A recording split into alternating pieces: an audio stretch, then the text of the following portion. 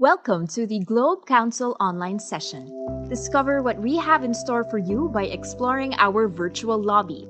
Take a souvenir at our photo area and get to know the council members through our council directory.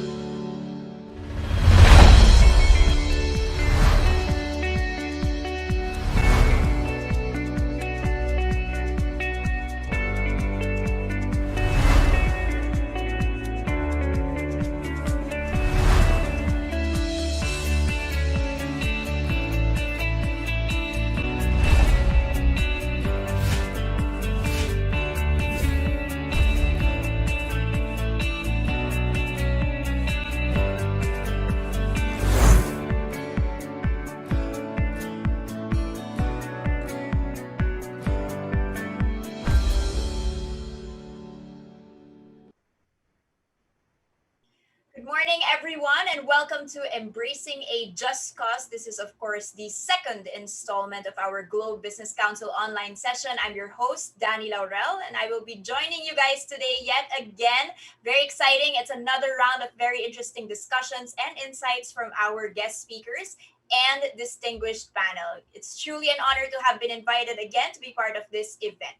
Now, as you guys can see, we are using the same platform that we had last July, but with a bit of modification. So we have a very new look for the lobby right now, and we also have a photo booth. So very important modification there. You guys can now have your pictures taken. So hopefully you were able to explore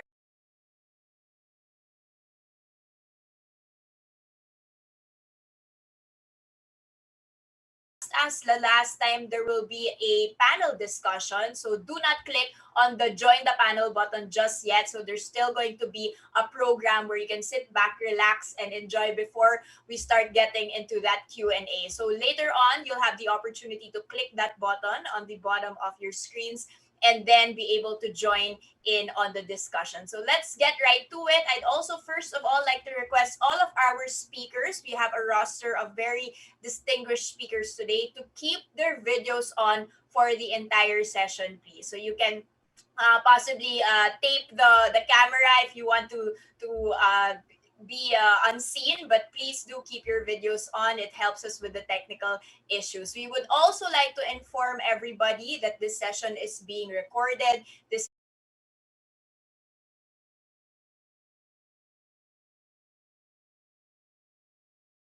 call it. It is, of course, September 17th today. Of the council members enjoy the little present which the people from Globe Business have sent over. Guys have a little care package there, and to all our council members based abroad, even you guys will be getting your packages, maybe not today but sometime soon.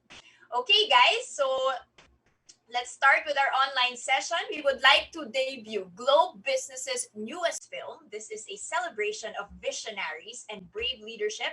It is a call to mobilize our passions and to activate our vision into building a tomorrow that is not only better, but also braver. So let's watch this. A better future is built by the brave, envisioned by brilliant minds, born from the passions of thousands strong. One that isn't without risk, but protected from it. Safe from all the worries and secure what's to come. Because a better future with the greatest empires the strongest communities, and the happiest families will always be worth having. That's why the bold and the fearless understand that recreating something better takes courage and strength. So together, let's start shaping a better future today. Recreate a braver tomorrow.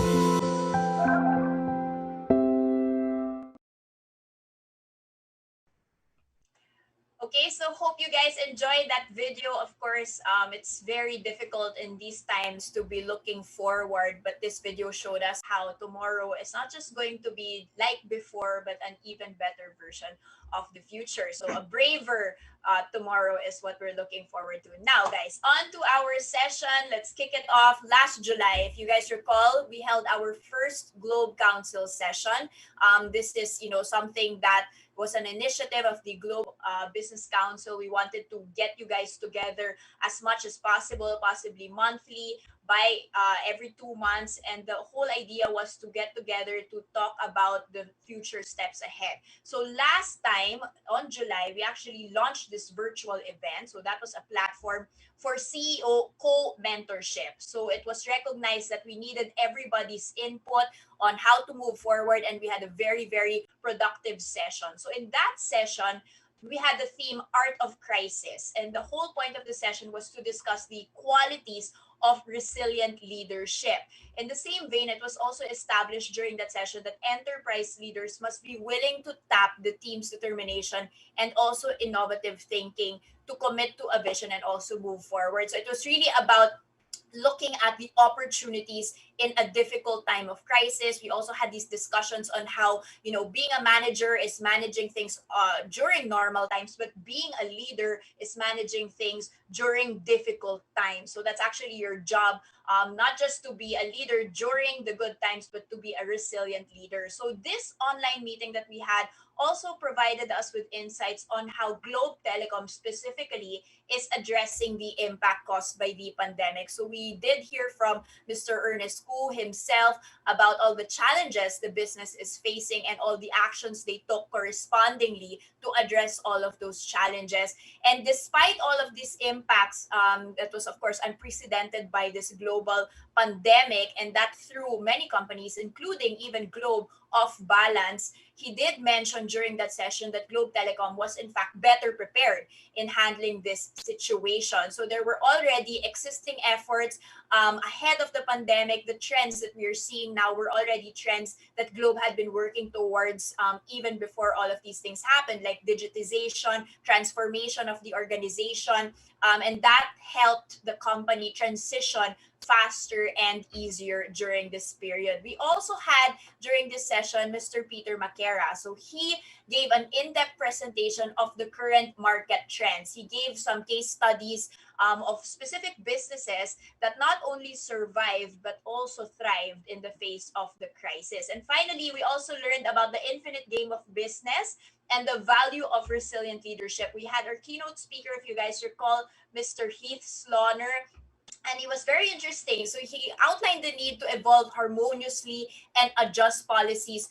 for the future. So he gave specific practices that businesses needed to implement, and he called our game an infinite game. So not necessarily chasing specific goals for the short term, but looking at our goals as an infinite game. So something that is continuously helping us learn. So the first point he actually discussed in these 5 practices was just cause. And that's why the session today is entitled Just That. Now, when the pandemic began, we were all plunged into a visible confusion. This is something that is very evident. However, we are 6 months into a lockdown, so to speak. And as the months went by, we've gotten accustomed to this new normal. So remote work is mandate now for all companies, particularly for Globe. It's not only become the new normal, it's actually become a very productive and important part of being part of these companies. There's online activity that has surged,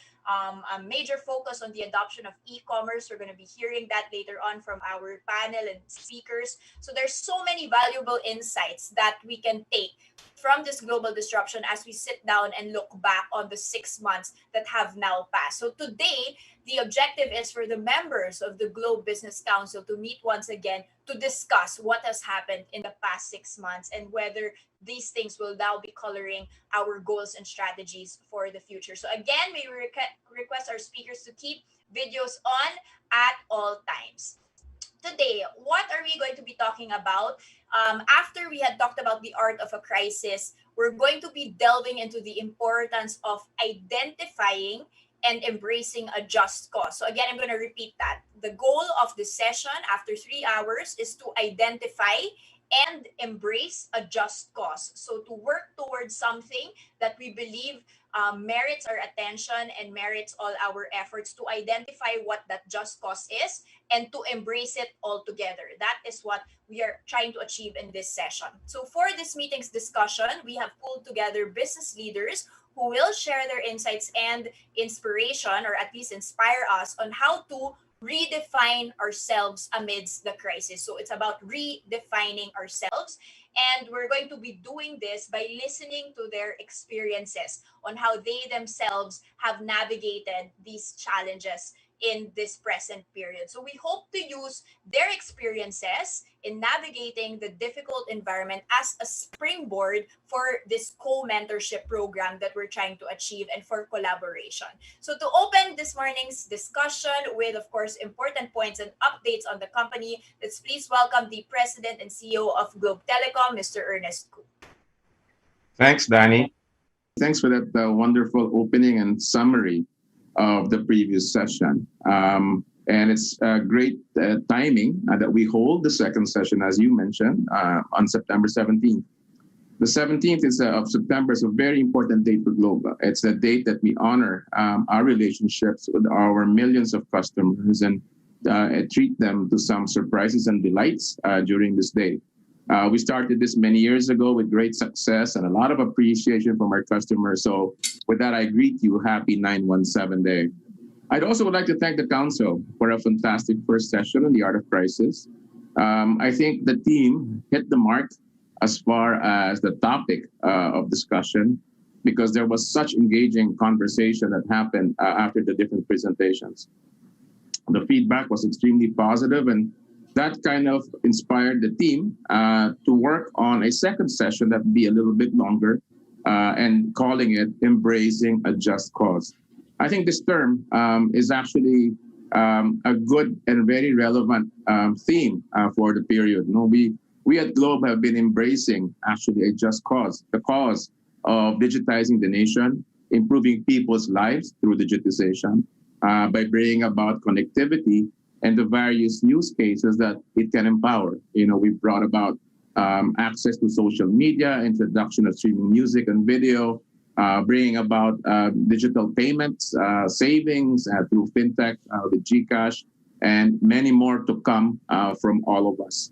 You know, so I think it's really important to see all of the businesses now try to flourish in a world where, you know, it's more than just simply making money. You know, we always have to give back. And I think giving back helps the economy, helps this country. And in the consumption-driven economy like this, I think we all do benefit when the population rises out of poverty and improves their lives. So this second session also follows a co-mentoring format, you know, which aims to foster a lot of collaboration among council members.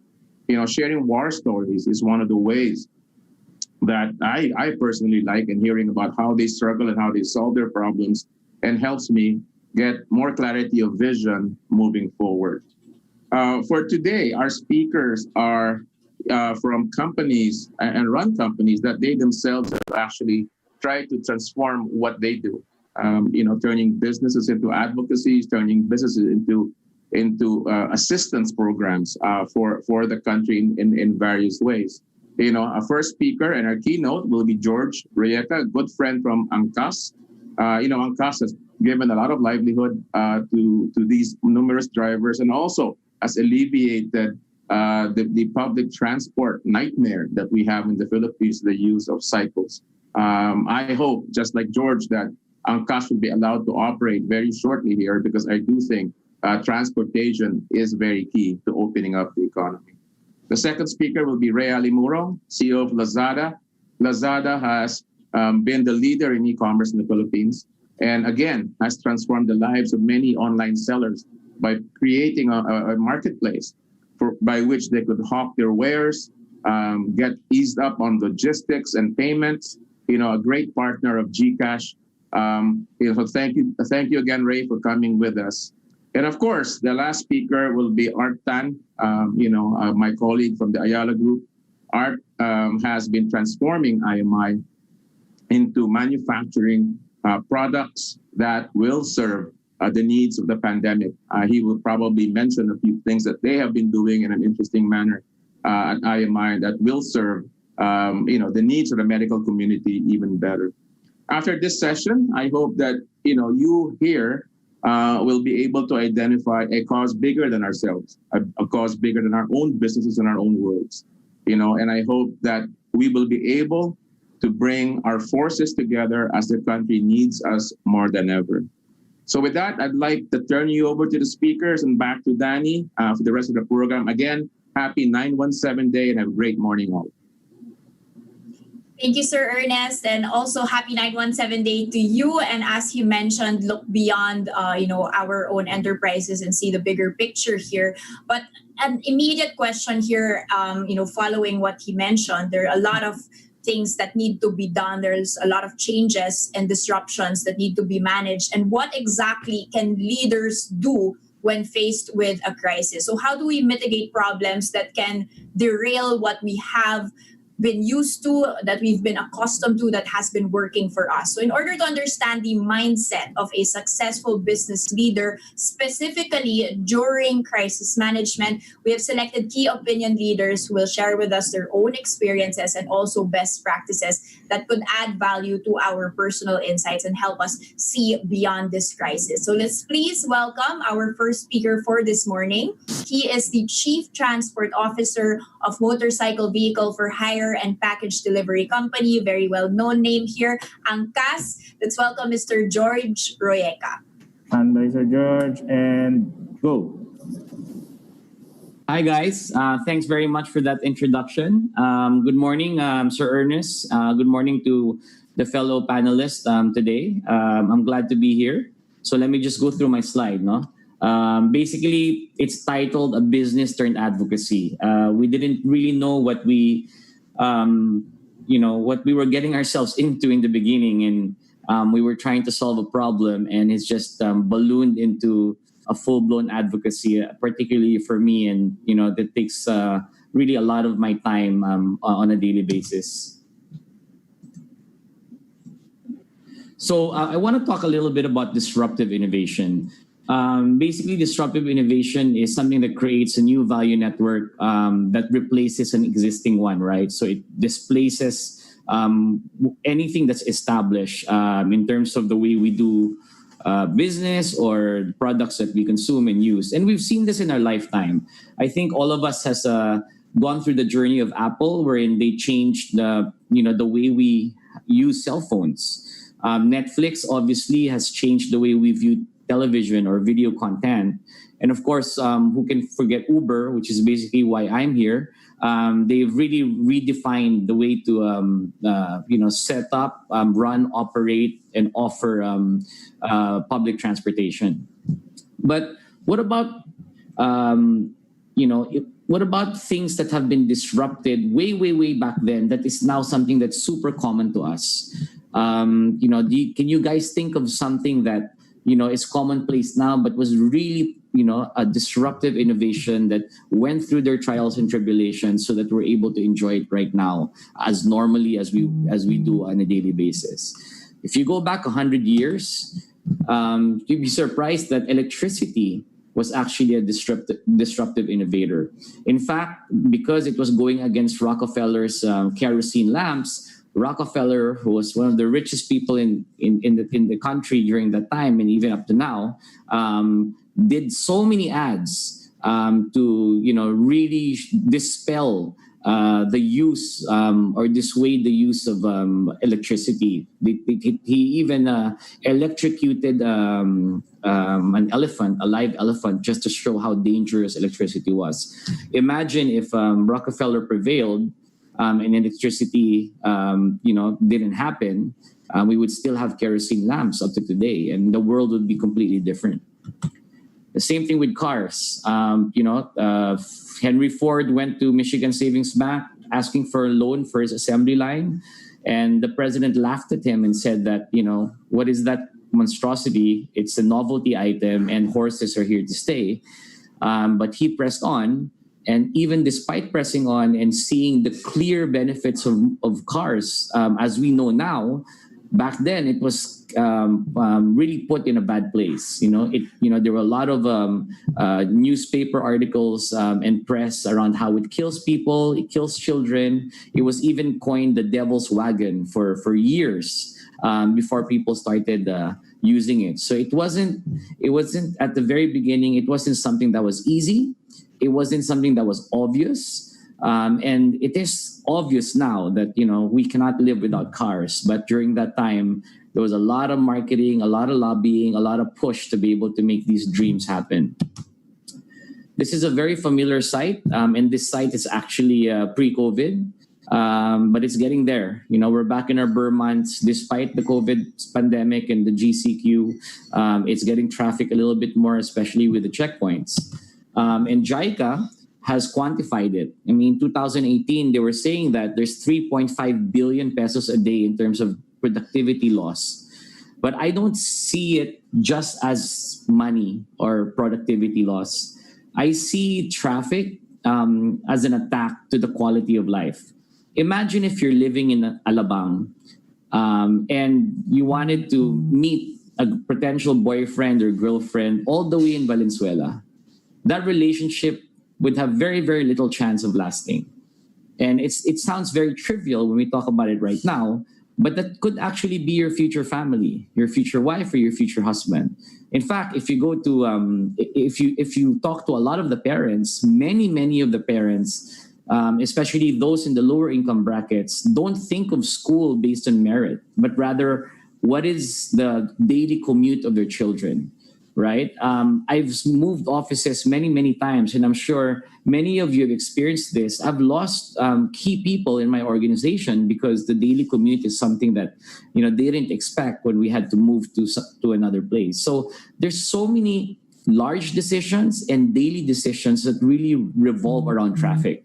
And if you free yourself from this, just as what we have now, we're going to Zoom meeting, to the next Zoom meeting, kaya naman pala. You can have 8 meetings a day, 9 meetings a day. That's not necessarily always good, that this always on effect, but at least we see a glimpse of what it could be if we're freed from the clutches of traffic.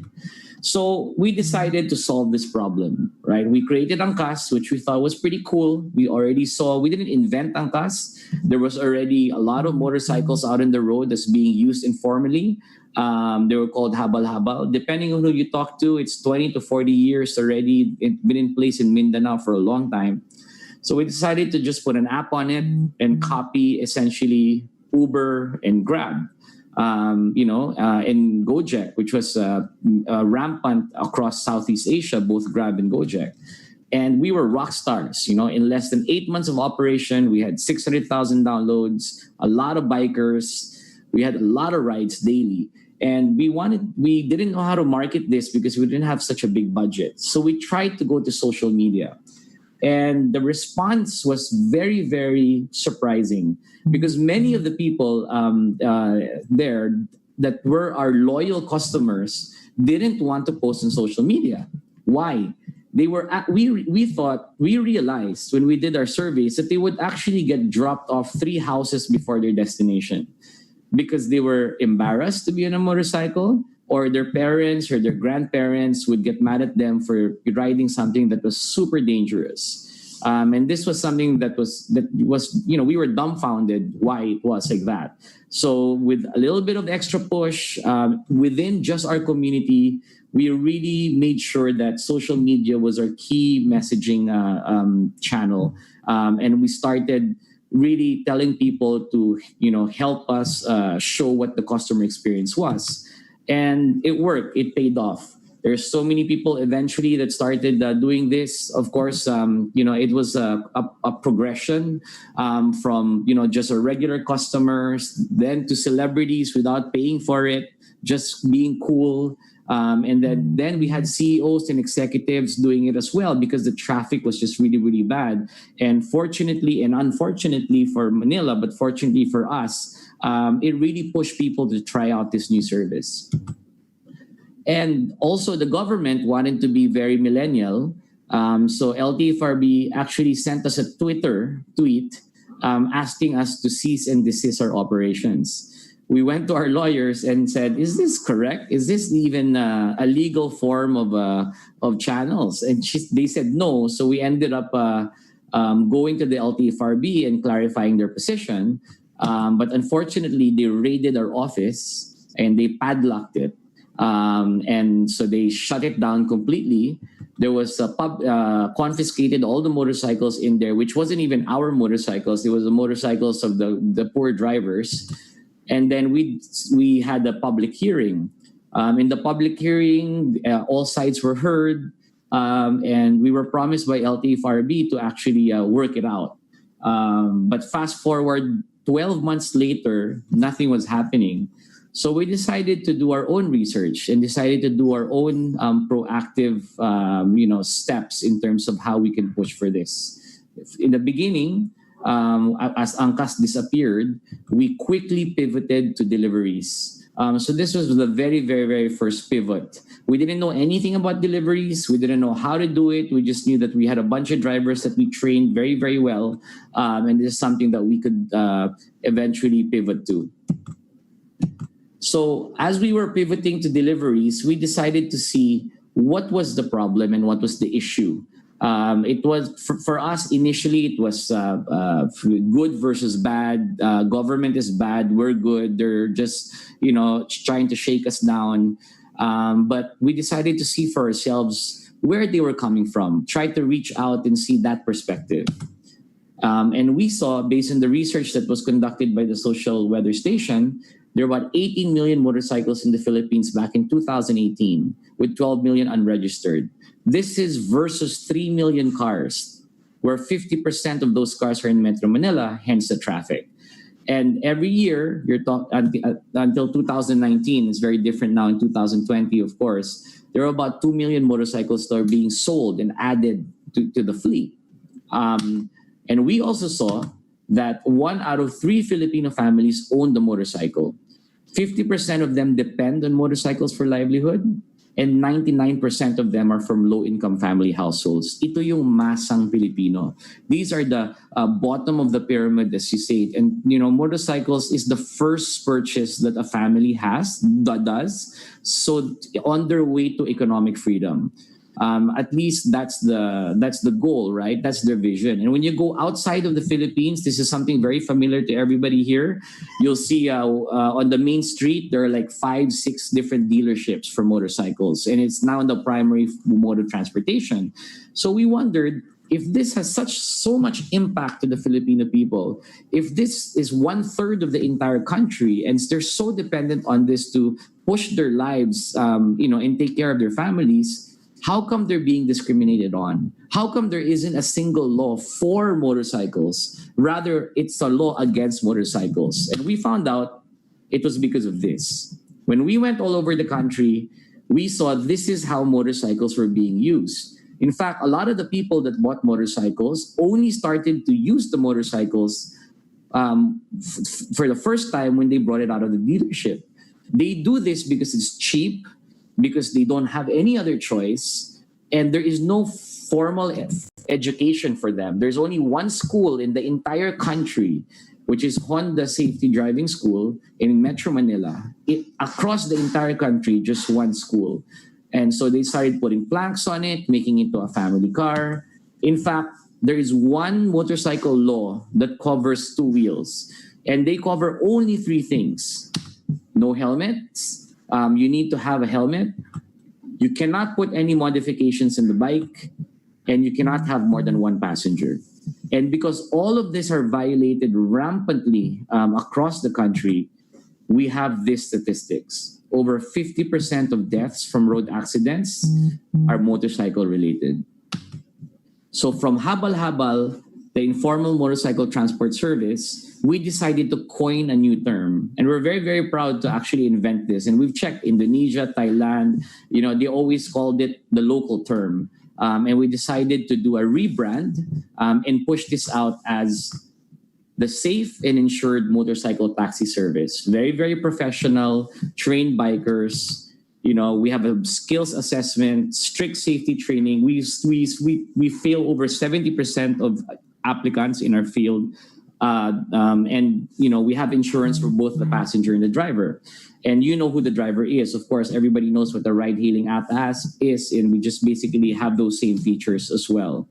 With the exception that we actually train each and every single person in our fleet and make sure that they know all the safety precautions, because it's a very different, as you know, it's very different it takes a certain skill level to be able to pillion a passenger. And because of this, we were able to create 30,000 entrepreneurs. In fact, this can go as high up as 40,000 already, with so much applicants on hand that are qualified. It gives them a stable income. They earn about, on average, 1,000 pesos a day. And some of them, at least yung mga masisipag, they earn as much as 2,000 pesos per day. So that's 30 to 60,000 pesos a month. In fact, many of our guys are part-timers. And as a part-timer, they earn about 800 to 900 pesos. Hindi na masama yun if you're just going to work and going back and having somebody ride you and the ride behind you. And the best part about that is, you have your own time. This is the value proposition of ride hailing or ride sharing. So we decided to fight back. We went to the community, and there were a lot of different movements. There are a lot of different people, and we decided we need to have one cause. Let's focus on motorcycle taxi. Let's get ourselves regulated, and let's make sure that we are not regarded as criminals. And the response was massive. And this was the unheard voice of the base of pyramid that I did not know existed until we started this, we started onto this path. And this is one of our unity rides. There were thousands of people there. This gives me the chills every time I see this, and I didn't know how many people was actually affected by, not just by Angkas, but by the system that criminalized this type of behavior. So we did what we could do, what was afforded to us by a citizen of this country. We went to court. And gladly, we were able to get a court injunction to allow us to operate. And we won against the government. Unfortunately, fortunately, we also still needed, despite this, we had to go to the Philippine National Police, to the MMDA, to the different individual precincts, because they were so used to enforcing against motorcycles, and a lot of them didn't really read the news. So even 2 months into the court order, we were still getting apprehended. And then we decided to do a campaign to show that the enforcers were actually behind this and were abiding by the court ruling. This does not sit well with DOTR back then. This was not enough for them, simply because they wanted to go through the gamut of really the safety factor. So they fought back. And they went all the way up to the Supreme Court. Unfortunately, the Supreme Court favored against us, against the injunction, and halted our operations once more. So this was the second time that we were shut down by the government. But then we decided to create a new campaign, right? And the campaign was based on safety. How do we show the regulators and tell the Supreme Court, and this is what we presented to the Supreme Court as well as part of our arguments, and then also get the people behind Angkas. So this is what we did. I'll show you guys this quick video.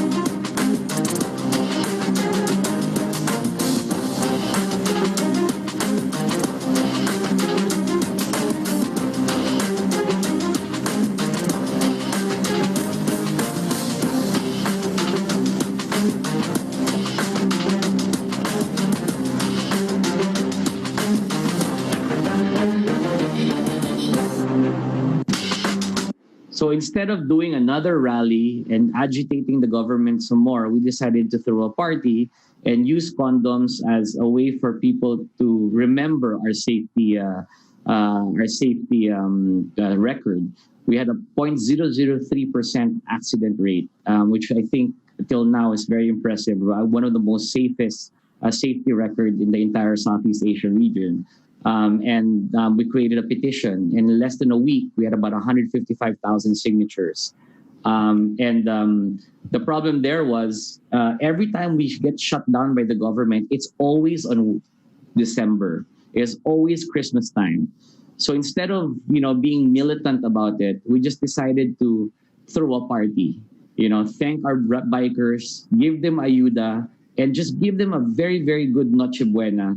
And we live to fight next year again after all this. But in the meantime, let's do a break. And the support was overwhelming. Here, I'll show you another video of a lot of the celebrities that just came out on their own to help Angkas. Ako po si Black Nine, ako po sumusupport sa lahat ng tao na nagtatrabaho ng mga real para sa kanilang pamilya. And I support Hello everyone, my name is Fabi Reid and I support Angkas. Let's all together save Angkas. Philippines need Angkas. Hi, I am Jim Yap and I support a support system like Angkas. We need that. We are Egg Battalion and we support Angkas! Yeah! Ako po si Revilson Fernandez and I support Angkas. Ako po si Mark Nelson and I support Angkas. I am Pam Miranda and I support Angkas. Ako si Samby Rodriguez and I support Angkas. Hey, ako po si Daniel Castaño and I support Angkas. We are Manila and we support Angkas! Hi everyone, I'm Lorraine Desos of Popsicle Magazine and I support Angkas. Ako po si Kuya Kim and I support Angkas.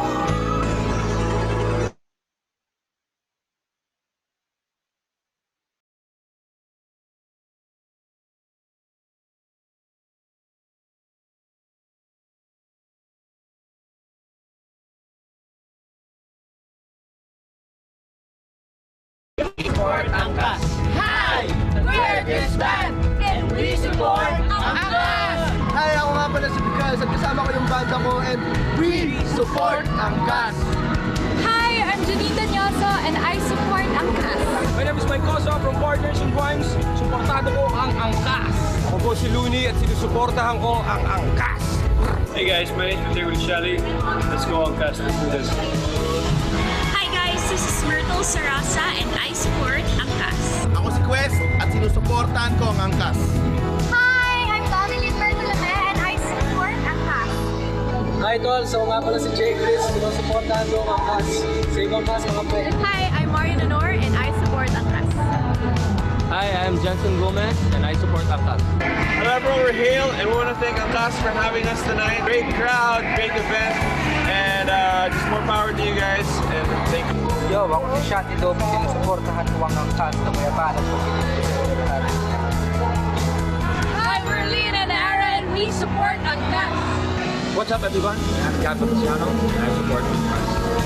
Hi, I'm Ella Cruz and I support Angkas. What's up, it's Sam Concepcion and I support Angkas. Hi everyone, this is Yasmin Pressman and I support Angkas. Hi, my name is Dom Dantes and I support Angkas. Hi, I'm Nadine Lustre and I support Angkas. Hi there, my name is Andrew E. and I support Angkas.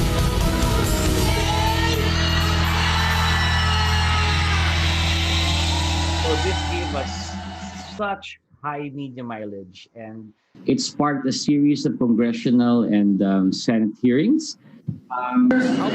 And after several hearings, the lower house, created a resolution to develop a pilot study in aid of legislation for motorcycle taxis.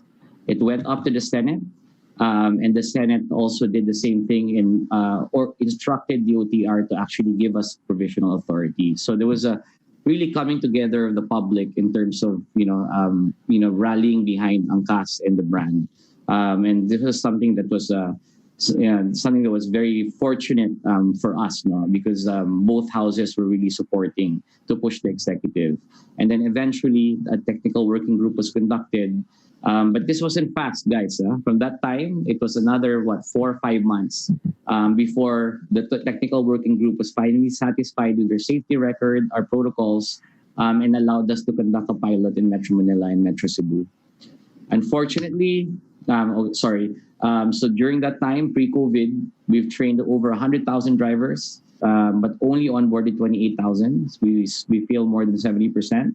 We had 4 million download then. I think we're up to 5 million now. And with a safety record of 99.997% that we are still keeping. And it's one of the highest safety records in Southeast Asia for motorcycle taxi. Unfortunately, COVID-19 happened. Fortunately for us, getting shut down is in our DNA. And yes, there were many times that I was like, oh my God, it just never stops. Or is it, God telling me to just quit? But we decided to press on. 99% of our business has disappeared for the last 6 months to today. So we decided to pivot yet again and focus on Padala, but also develop the Pabili service. The Pabili service is you can have the biker and ask him to buy anything for you. And what we did was something a little bit different. We had a call center that the bikers called if they don't have money. And we were the ones that would put up the capital for them to buy those things that they needed to buy for the user. And they had to pay that back. And this all happened because of GCash. GCash made this happen for us to be able to pass to the driver whatever capital he needed, and then also fix it in the back end so that we get paid back. So our entire wallet system is GCash. Thank you very much, Globe, for that. And we've been very, very happy. And none of this would have been possible if it weren't for that system of the e-wallet that we've been working on with Globe. So for 4 months, we were trying to introduce our product. We decided to cut all our commissions. So we didn't take any commissions, 0 commissions, and 100% of the proceeds would go to the driver. This was our way of helping with the community, but it was also our way of basically asking the public to help support our bikers while we introduced the new product. In Angkas, we're always gutter humor. And I think one thing that people love about Angkas is we know how to self-deprecate and we don't take ourselves too seriously. So we were a victim of our own success. Everybody knew us for transport, but we were nothing in deliveries. In fact, in all my talks, in my interviews, and a lot of other memes outside of this, we kept telling people that the best one is Grab Food, Lalamove, Food Panda. We're number 4, and we're okay to be number 4. In about 2 months' time, we had close to about 500 merchants under us. And it was funny and really, really heartwarming because we would hear stories that, a customer would call one of the restaurants and say, I'll order from you, but make sure it's an Angkas biker that delivers it to my house. And that happened because we were very transparent with our community. We didn't lie to them, and we told them what the situation was. And we knew everybody was in the same boat. We were suffering, they were suffering, and we needed to give essential goods back then. And also, if it was something for hospitals or essential goods for frontliners, we would pick it up in your house for free and send it to the hospital. That was our way of helping the community, but also our way of introducing our service to the market. So we knew that we had to go back to transportation. And, the first challenge that we had in the very beginning was because there was such negative connotation on motorcycle because it was so dangerous from the eyes of the people, it was improperly used because of the lack of education. That was a big challenge for us. And the challenge was, how do we make it safe? Angkas was born, the safe and insured professional motorcycle taxi. This is no different during the time of COVID. During the time of COVID, social distancing must be kept within a parameter. 1 meter, now it's down to 0.75. Who knows, it can be eased in later on. But whatever that is, there is no social distancing in a motorcycle. So that was completely halted, right? So we had to innovate. We saw Indonesia; they had a barrier that they were using in the back. So we created our own design, and our own design was aerodynamic. It has flaps, and it is made from polypropylene, which is a rigid and firm enough plastic, hard plastic, but it's also malleable. So it goes with the wind. So it moves up and down as wind resistance gets stronger. So we presented this to the IATF. As a commercial taxi service, we said we can run it as a commercial taxi service. We have this great idea as a barrier. And in the beginning, they said, wow, this is great. Let's go take a look at it. Let's come up with a technical working group. DOTR comes in, and because they were very, very conservative in terms of putting back slowly public transportation, they said no. Motorcycle taxis are not allowed. There's going to be too many people that are going to be able to go out of their homes because it's affordable and it's easy to hop on it. Only private angkas is going to be allowed. So what did we do? After all of this research and development, after all of this is TWG, we had this shield that we couldn't use. So we decided to pivot again. And we did the unimaginable. We went online, posted it on our social media, and gave away the specifications, the patent of the shield to everyone for people to copy. And we told them that you can copy this, you can use this. And during that time, there was one other barrier that was approved only. This was not approved yet. And because of what we did here with other memes, of course, that sparked the partnership with IATF. We engaged the College of Public Health for the medical expert panel to create this protocol for the viability of angkas, not even motorcycle taxis, viability of people going on a back riding that is not in your same household. And it worked. I did a few runs with Secretary Anyo, Secretary Dizon was there, Secretary Delfin Lorenzana, and from being outside and against the government, we became part of it. We became part of the solution. We became part of the collaboration.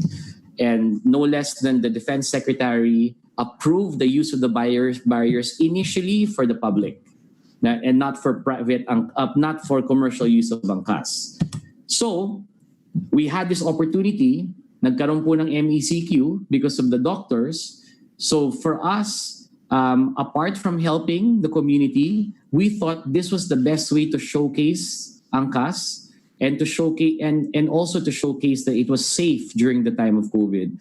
So we gave away the barriers to the police, to all medical frontliners that were outlined by DOH, and we gave free rides for 2 weeks under MECQ to any government hospital.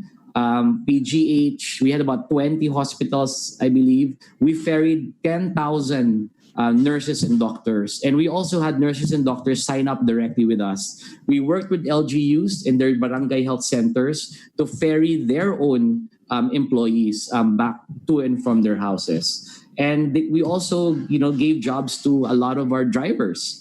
There were about 2,000 drivers eventually that were on the road, ferrying 10,000 people over the course of 2 weeks. There were no accidents. There were no COVID-related issues. And people started seeing that, hey, this could work. So today, we still continue to fight so that we can turn this to, hopefully, in the future, everyone will do well.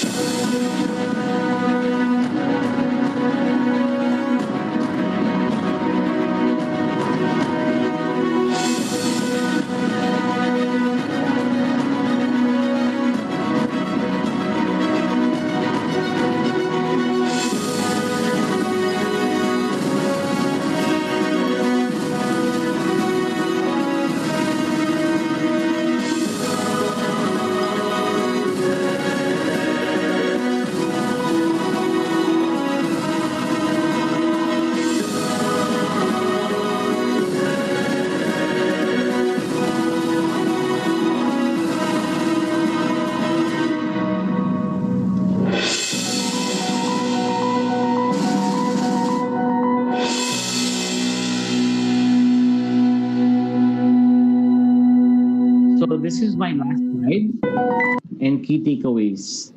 Just a few. For us, we realized, the hard way, life isn't black and white. There is no wrong or right, there are right and wrong universal truths.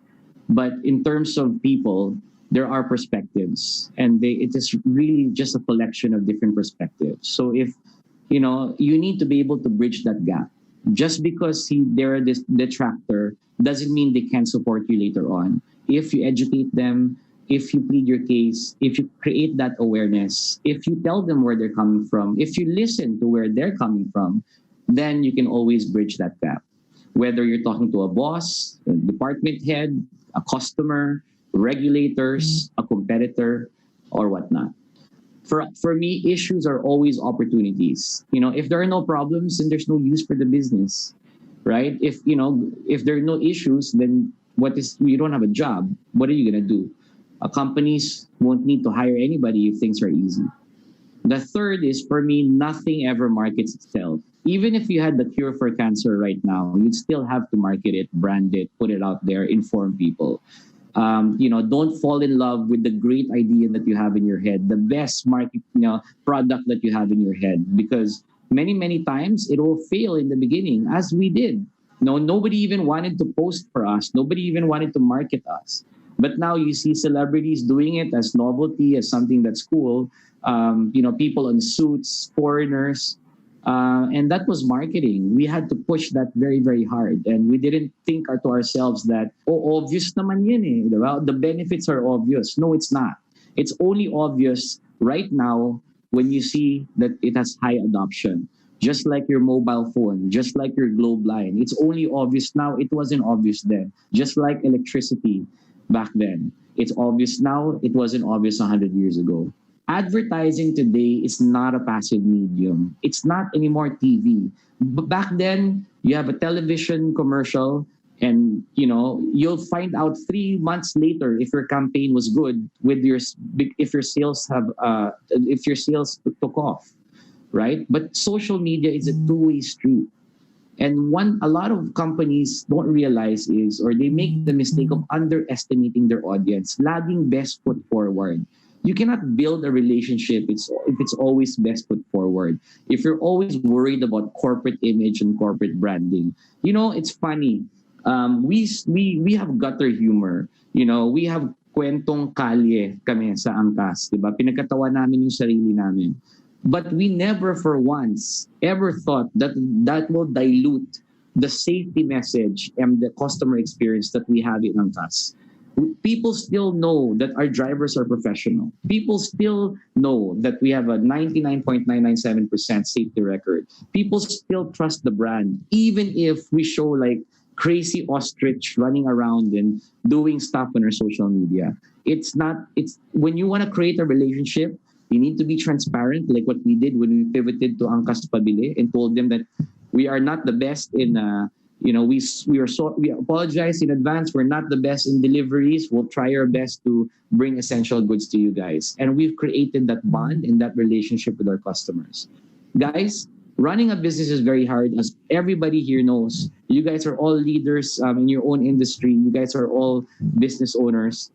If we're going to go through all of that, crap, all of that horrific journey of ups and downs, might as well solve a real problem. Because what you realize, if you take a little bit of more time looking at a problem and trying to solve that, and less time marketing things that you just want to market for the sake of because you thought about it, you'll realize that people will gladly pay you for something that they actually want with much, much less friction.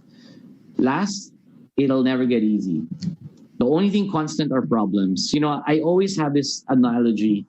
A 3-year-old's problem is, he can't get a lollipop, or he can't get out of the house to play. So he throws a tantrum. He's crying and bawling his eyes out, right? He's going crazy.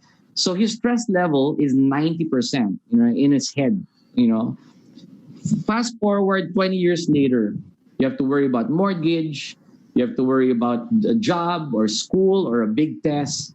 Your stress level is still 90%. It's the same exact level as that 3-year-old. The only difference is your experience. The only difference is your brain.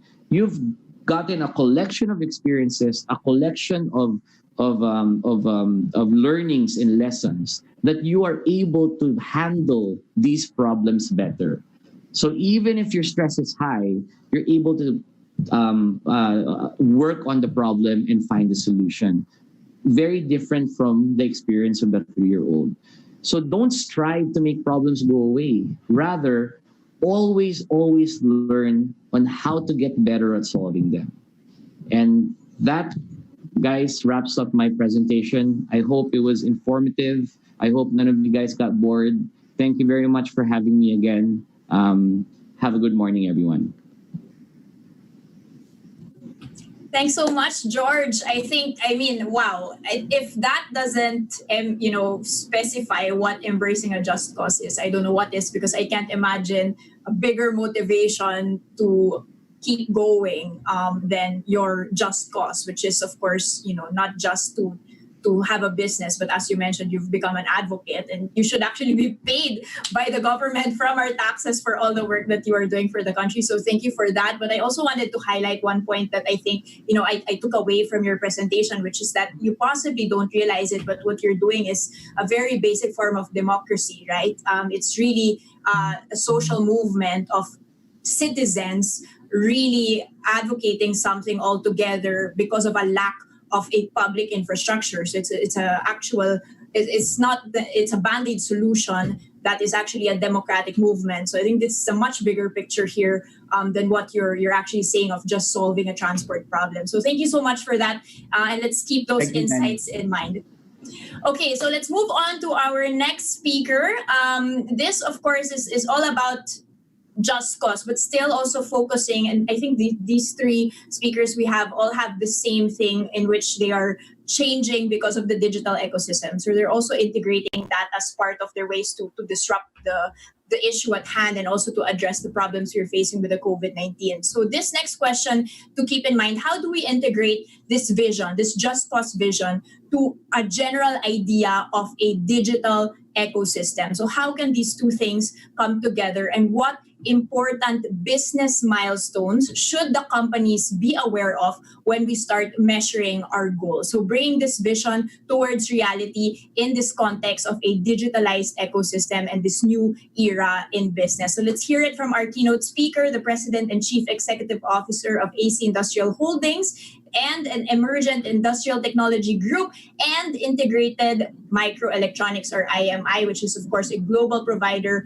of electronics manufacturing services and power semiconductor assembly and test services, our star export sector. Let's welcome Mr. Art Tan. And go, Sir Art. Hello, Danny, and welcome, and thank you, everyone. George, that was very nice. I learned a lot. Unfortunately, what came to my mind was that you were able to overcome the safety issue of a lot of people, but I'm sure the church was not very happy with your branding. Nonetheless, a very good opening for the Just Cause. And here, let me just try to share a little bit from our side of the world. And in this case, like what was mentioned, my part here is more on how it goes beyond just here in the Philippines, but in essence, how we're trying to impact the rest of the world, and which is the same advocacy that you're trying to do. Next page, please.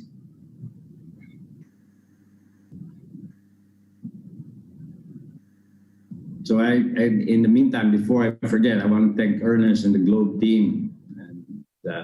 And a shout out to Joanna for making sure that I'm here and I'm doing this.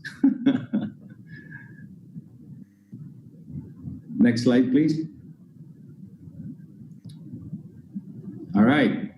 So I think because of what we're trying to put together here, we have Globe and digital ecosystems and how it's creating this change.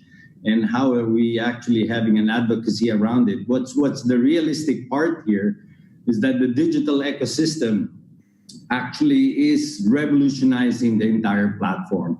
And in fact, I don't think Angkas would have been able to deliver and start the business without a backbone of being able to have the social media on top of it and an app to be able to do this. And so it was really important to understand that the digital ecosystem is really important in order to be able to move forward, especially how this world economy is moving forward. This digital ecosystem, however, is really comprised of different pieces, right? The technology that's necessary for it, the people, the data, the processes, and it's all shared under what we call a digital platform. And this digital platform is comprised of two parts, which is the hardware side and the software side. My business is actually more on being able to provide the hardware part of the equation, while the app base and the use of these and the ability to be able to provide that service goes downstream and upstream from there. Of course, this as was explained earlier by George, the different times where the locomotive actually changed the entire world.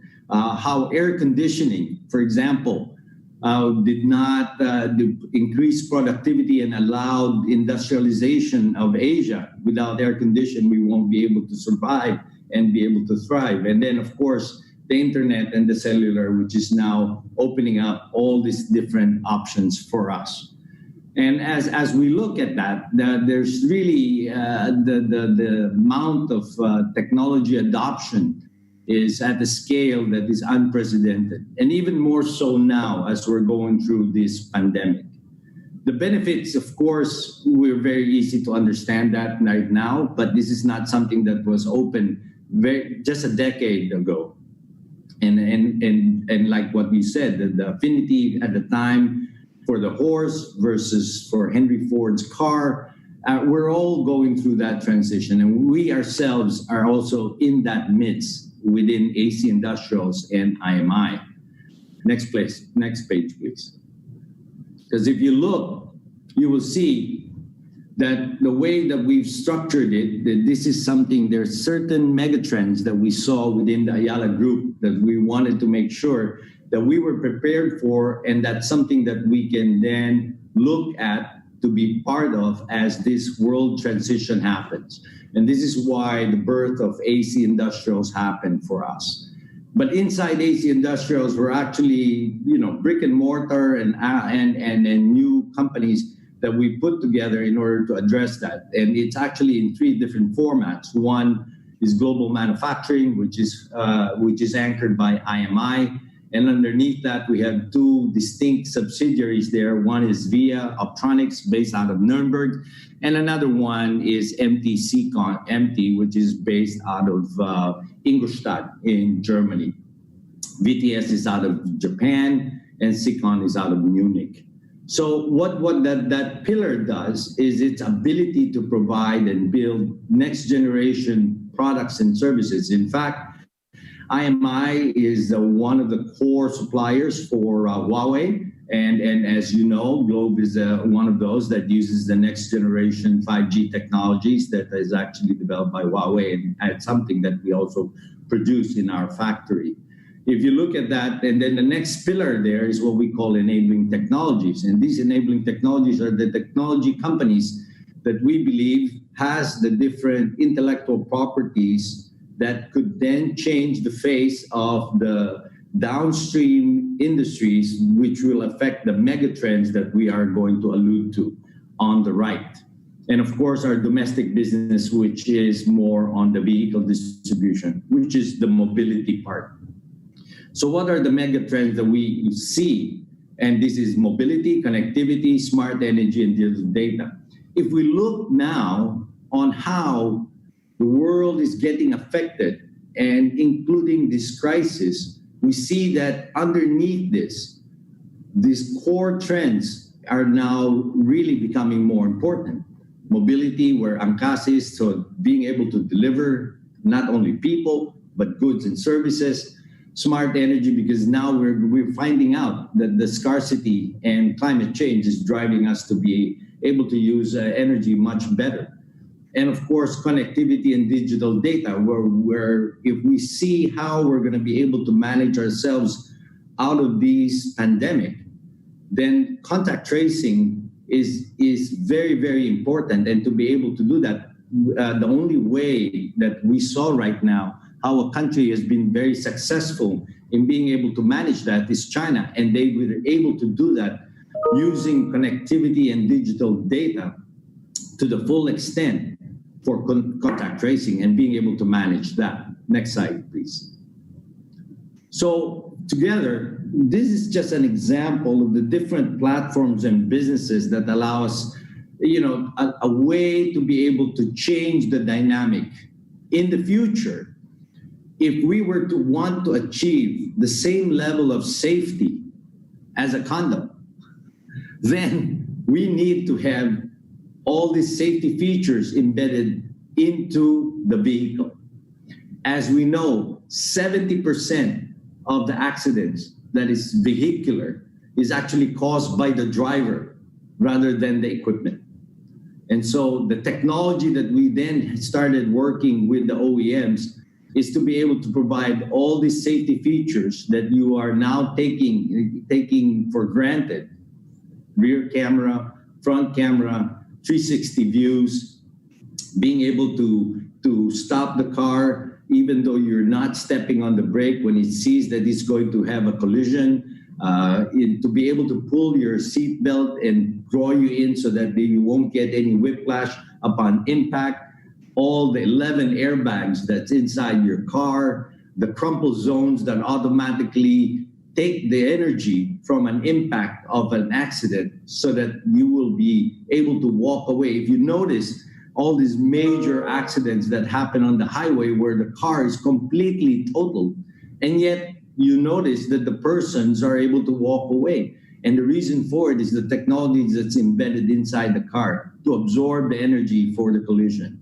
And all this is what we've done in order to help move that. What we didn't know was then moving into where this next generation is going to be, and accelerated by this pandemic, the movement for self-driving cars, for getting into a vehicle now that is driverless, is actually gaining more steam than ever before because of being able to manage now and contain the virus. Next, please. So if we look, of course, this is how the COVID is actually affecting everyone. And I don't think there's anybody that's spared on a global basis, including here in the Philippines. And as 20% of projected decline in global trade, there's been 5 consecutive months where the global PMI, product manufacturing index, was below 50, which means it's a contraction in different fronts. And then a 7% decline in estimated semiconductor market, which is the building block for all the electronic products that we see in all the markets. So, and for us in the automotive industry, this is even much more pronounced, as you can see from the numbers that we saw. But there's a silver lining to all of this. The silver lining here is we then take stock and look that there are other industries that are actually doing well. And the delivery service, for example, logistics, the data, the use of data, and the way that we're now adopting to this new normal, and the way that we're conducting this meeting today, which requires a significant amount of displays, a significant amount of computing, a significant amount of internet bandwidth, and all this is actually driving that next cycle for our business in technology. Next slide, please. So what do we see? What we saw was that we needed to go and drive more of these enabling jobs. The camera technologies that we do, the renewable energy that we provide through solar panels, the IoT programs that integrates all of these together, and of course the touch sensors would then, as you know, more and more of these non-touch and sensor-like requirements will be coming forth, right? And so that's why we're trying to then drive our businesses and our capabilities towards that. And that's just not to be able to help the top of the pyramid, but more importantly is to be able to function the economy so that the bottom of the pyramid can actually work and get back into a normal economy. Next, please. So if you look, we're actually fast-tracking internally our own digital ecosystem to reach out to our customers and adopted this what we call the new normal. Actually, what I see is that we are in an abnormal.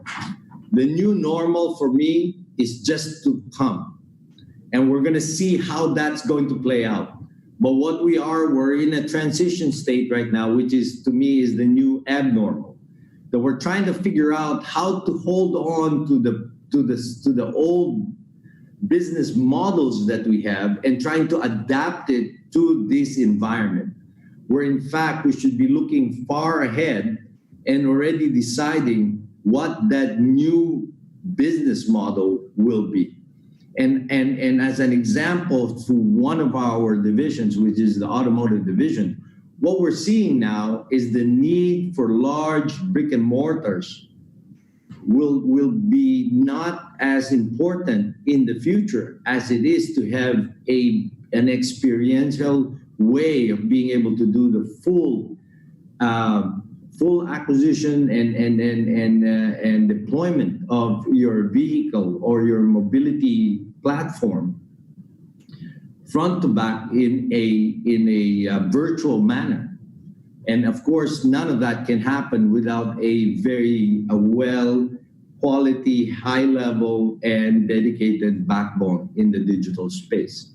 And this is where our working with Globe has proved to be very important for us to be able to realize that the virtual dealership can actually happen through a digital payments structure like GCash, and then through the digital platform of our banking partner, BPI, all the way to how Globe is now being able to touch all of these customers that we have.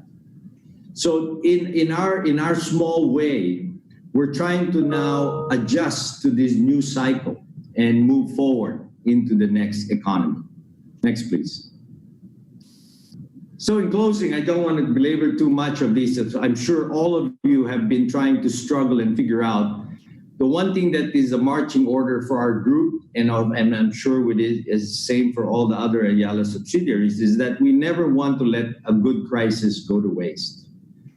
It is a good time to not only think back and see how we're going to be able to manage through this, but more importantly, our role is to look beyond and see how it's going to have to transform, to see a future that we're going to be able to look into the requirements in terms of medical. So we've decided to go build, CPAP ventilators for the country, or depend on full ventilators for the rest of the world, for being able to figure out what else can we do so that we can touch more lives in a meaningful manner.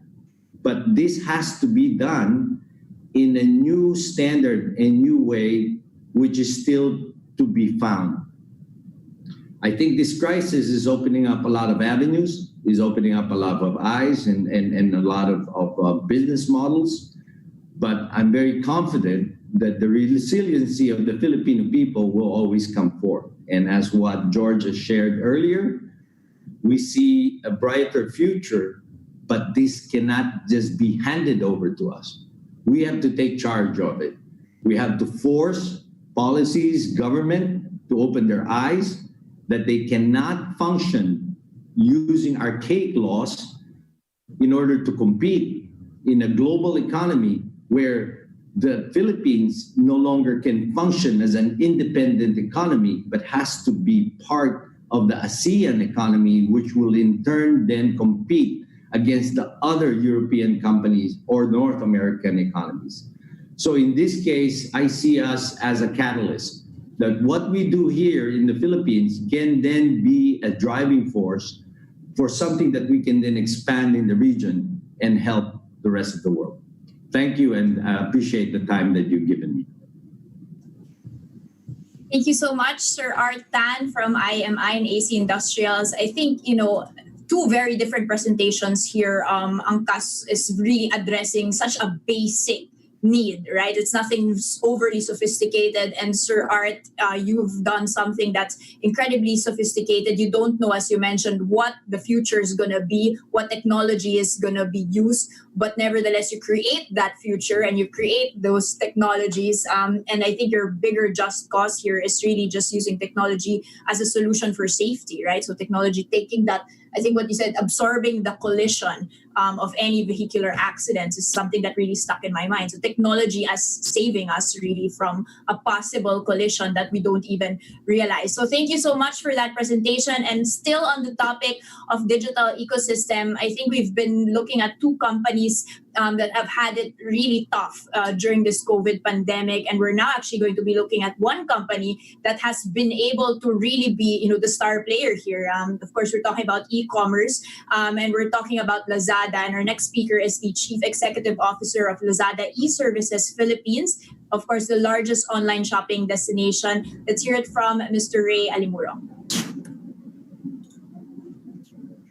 And thank you, Danny. I'm just going to share my screen. Thank you, Danny, and thank you again, Ernest, for this invitation. It's an honor, it's a privilege to be here. Thank you, Art, for a very educational presentation. I guess it was very interesting for me to learn about the less well-known part of the Ayala Group, very educational. And of course, George, such an inspiring story for Angkas. Now, let me share kind of the story of Lazada, especially during this COVID crisis. I know Danny mentioned that Lazada has been thriving during this pandemic, but it wasn't always the case, right? In the early days, it was very difficult. I'm going to talk a little about that. So even prior to COVID and the related boom in e-commerce, e-commerce was already growing pretty fast in the region. We were seeing about 39% annual growth, according to an independent study, but actually the numbers we see are probably larger than this. And so you can see it's outpacing other online internet economy sectors such as media, travel, which had both been around way before e-commerce, and of course ride-hailing, notwithstanding the current challenges of ride-hailing. And Filipinos had already been very keen to do online shopping. In fact, of the 70% of the 70 million Filipinos already tried e-commerce prior to this pandemic. At Lazada, and this is looking at even before this pandemic started, we were already seeing very healthy growth across orders, buyers, and sellers. So 2 times the growth versus last year, and 100,000 active sellers per month. However, as you can see, once COVID-19 hit, our business almost ground to a halt. You can see in April, we virtually had to shut down our warehouse and our parcel sort center due to very tight restrictions. And I think one of the challenges we really had was that every barangay interpreted the regulations and policies differently.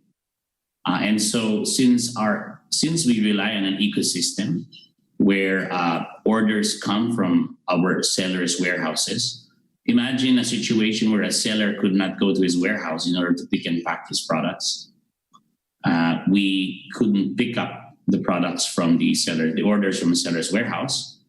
The barangay where our sort center or parcel sort center was on lockdown itself.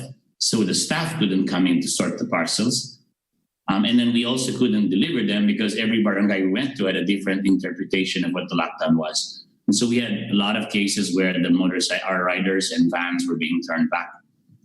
So we actually decided to stop most operations during April, except for our supermarket, Lazmart, right, which operated out of a warehouse in Cabuyao.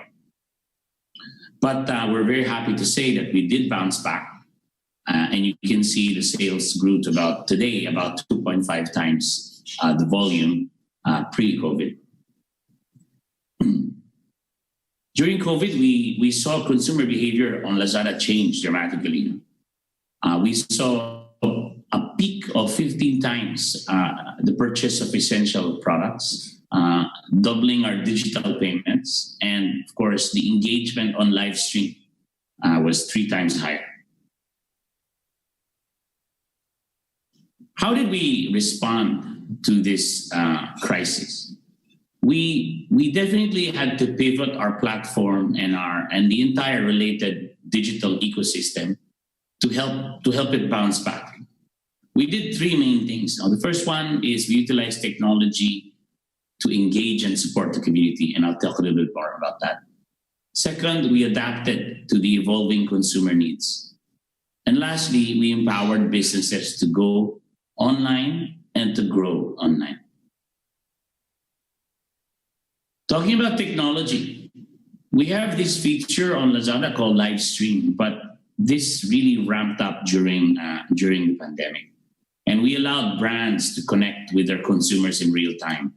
We would see that every time a brand would do a live stream, there would be at least 10,000 viewers on average. And then we had our own Lazada created live stream shows that drove high interaction with customers during a time when they were confined to their homes and looking for avenues to engage. So we had this live stream where you would guess the price of an item, and you would and participants could sing. And of course, during our leading up to our mega campaigns, such as 9/9 and our mid-year campaign, we engaged customers through countdown shows. And you can see very high engagement, at least 200,000 viewers participating during these countdown shows. Another use of technology that we are very proud of at Lazada was that we raised 25 million pesos by enabling 25 different NGOs to accept donations on Lazada. And these were like sachet style. So you could donate 20 pesos, 50 pesos, 100 pesos. It was like buying a product, except it was a digital donation voucher. And this just shows you what the site looked like. You would buy it as though it was a normal product. Okay, and then there was this running tally. Every day you could see the amount being raised. The next part of what we did beyond technology was to respond to the evolving needs of consumers.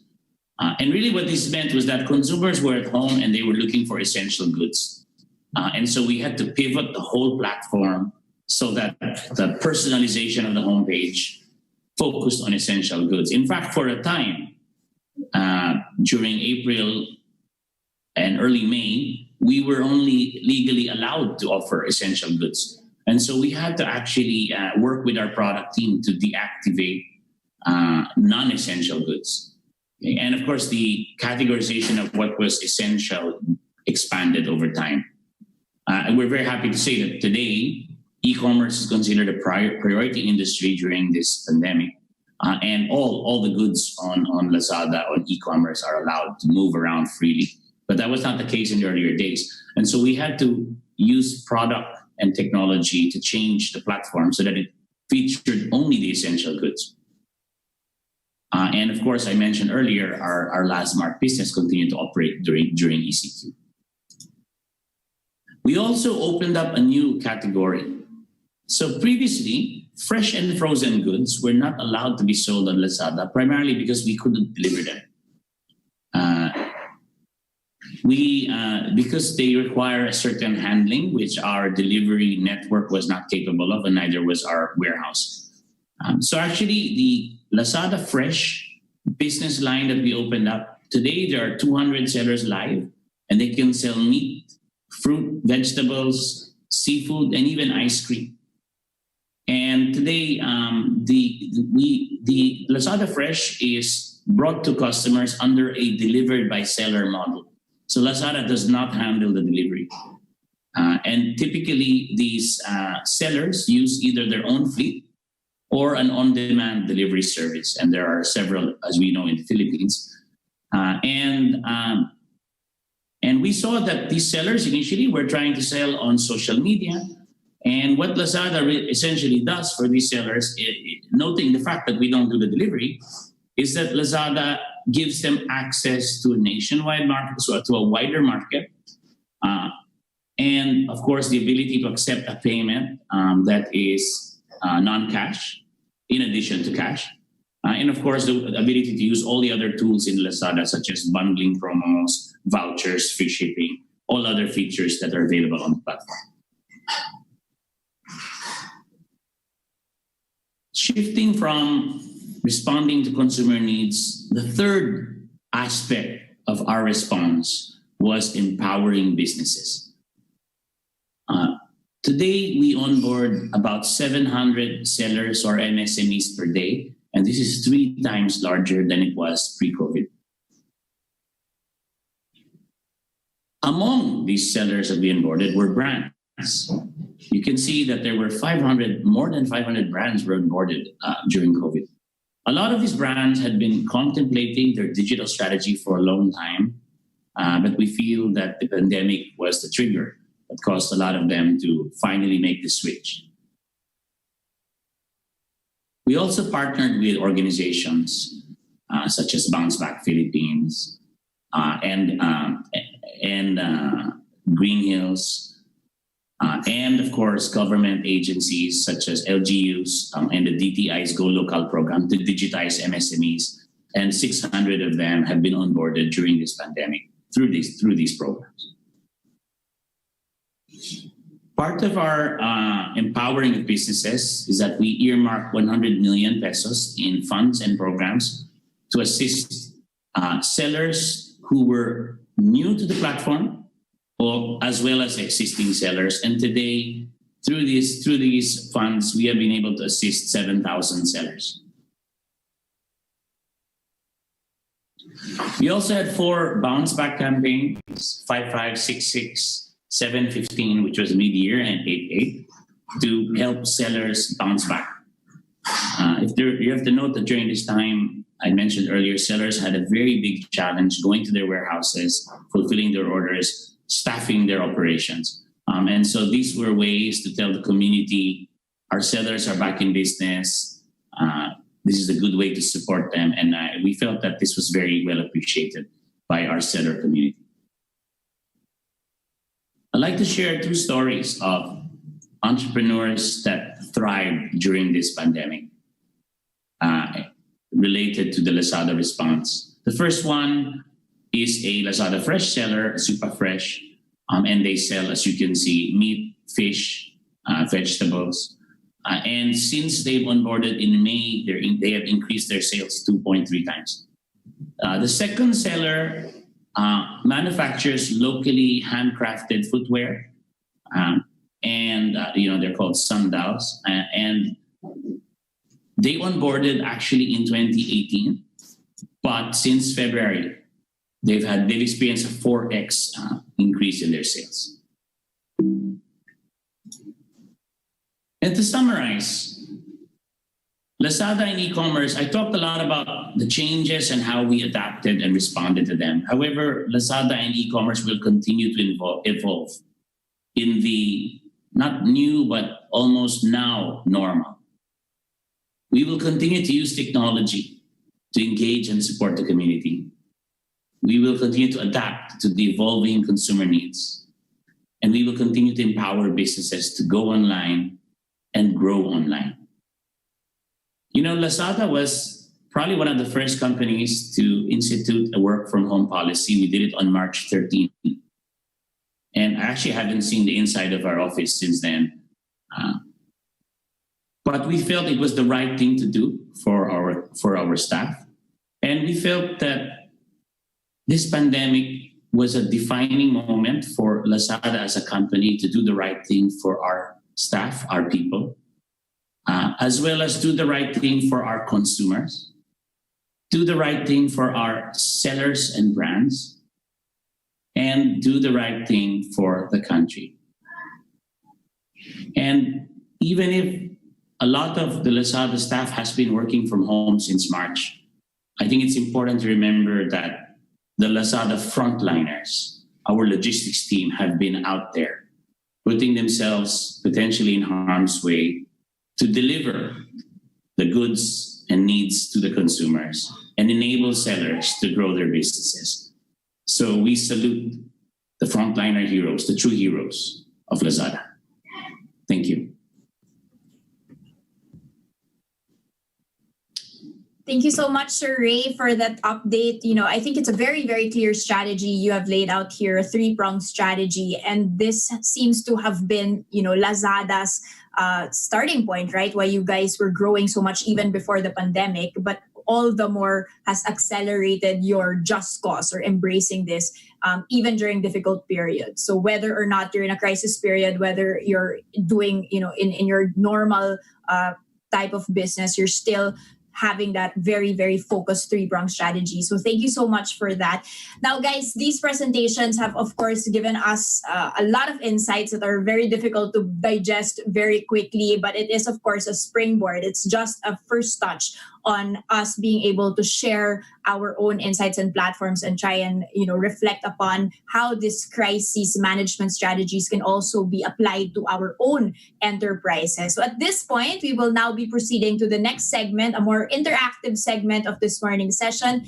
Of course, the panel discussion where you will have the opportunity to also participate and ask questions. I just want to highlight here, for those of you who are having trouble with the stream, please don't hesitate to refresh it every time it feels cut or is lagging. So just try and refresh that. I've heard some issues for other people. Now, we would like to ask everyone to click on Join the Panel button. That is at the bottom of your screens. This will automatically take you guys to a Zoom room where we will now all be together. And we ask you to turn on your cameras, your video. So we want to see everyone. We want to feel like we are all entering a conference room or a meeting room all together. So I will see you guys there. Again, click on the Join the Panel button, and I will see you in 2 minutes.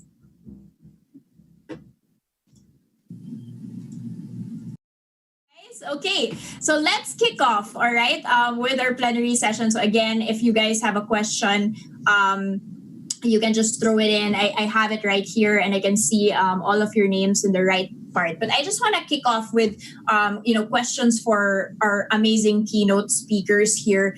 This one, let's kick off with George Royeca. Your platform and your whole advocacy is addressed, as I mentioned already earlier, is a sort of band-aid solution, right? That you're seeing to a problem. How can you turn this band-aid solution into something more sustainable? Your business model relies on the fact that there's always going to be a traffic problem. The infrastructure is not going to be, ready for people. But in the long term, are you not advocating for better roads, better, public transport solutions that might not really be in tandem with your original goals? I think that's very, very good questions, valid question. And we really need to look forward. No, I mean, at the end of the day, mass transit is the most efficient, the most affordable. It's really the way to go. Unfortunately, mass transit is also expensive and takes a while to be able to be built, right? So we don't really look at ourselves as a band-aid solution, nor do we see ourselves as a transition technology for transport, but rather, we're a small, agile transport system that has its use in different areas. For example, in the metro city, it's used as an alternative for to traffic, right? If there's a long line in the MRTs or you need to get home somewhere really fast, then you use us. And it's not a regular use. We really focus on it being an alternative form of transportation. However, once you go down to the provincial areas, before they are developed, right, this is the primary mode of transportation. In fact, there are many areas in the Philippines when you go down to the tertiary locations that the only vehicle is a motorcycle, right? Now, in between that, where we have very, very good, very good roads, less traffic, and also the most ideal, which is a really good mass transport system, then we become the feeder system, because you will always still have to worry about the first mile and the last mile. right? Because your public transportation, your bus stops, your MRTs will only go so far. Even if it's well entrenched, even with the subways, you will replace it with walking if you have very, very good walkways, or you hop on a motorcycle to get to your final destination, or from your house to get to the bus stops in the terminals. So I think from that perspective, we have a long way to go. If this is a band-aid solution, it's going to be there for a while. We're talking about 7,000 islands in the country. How many regions? More than 10 regions. And as the cities improve, as they as technology gets better and roads get better in the different cities, and they progress, then we will adapt to the situation. Okay, Sir Ernest, can you jump in? Because George mentioned a lot of issues on the regulatory front. They actually became, he already mentioned, more than just a business. He couldn't even concentrate on just making profit. He had to become a person that changes the entire transport situation in the country. And it's very similar to what Globe is now doing, from being simply a service provider. Now you have to step up and actually be the engine of the economy, basically, especially during this COVID-19 period.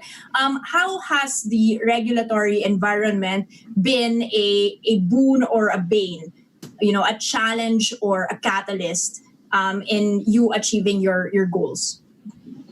Well, since our inception, the regulatory environment, particularly with the LGUs, has been very difficult. I think we all know that. It's much publicized. It's very well known these days. And thanks to all of the activities the last month, that it's been really put to the forefront in terms of the public.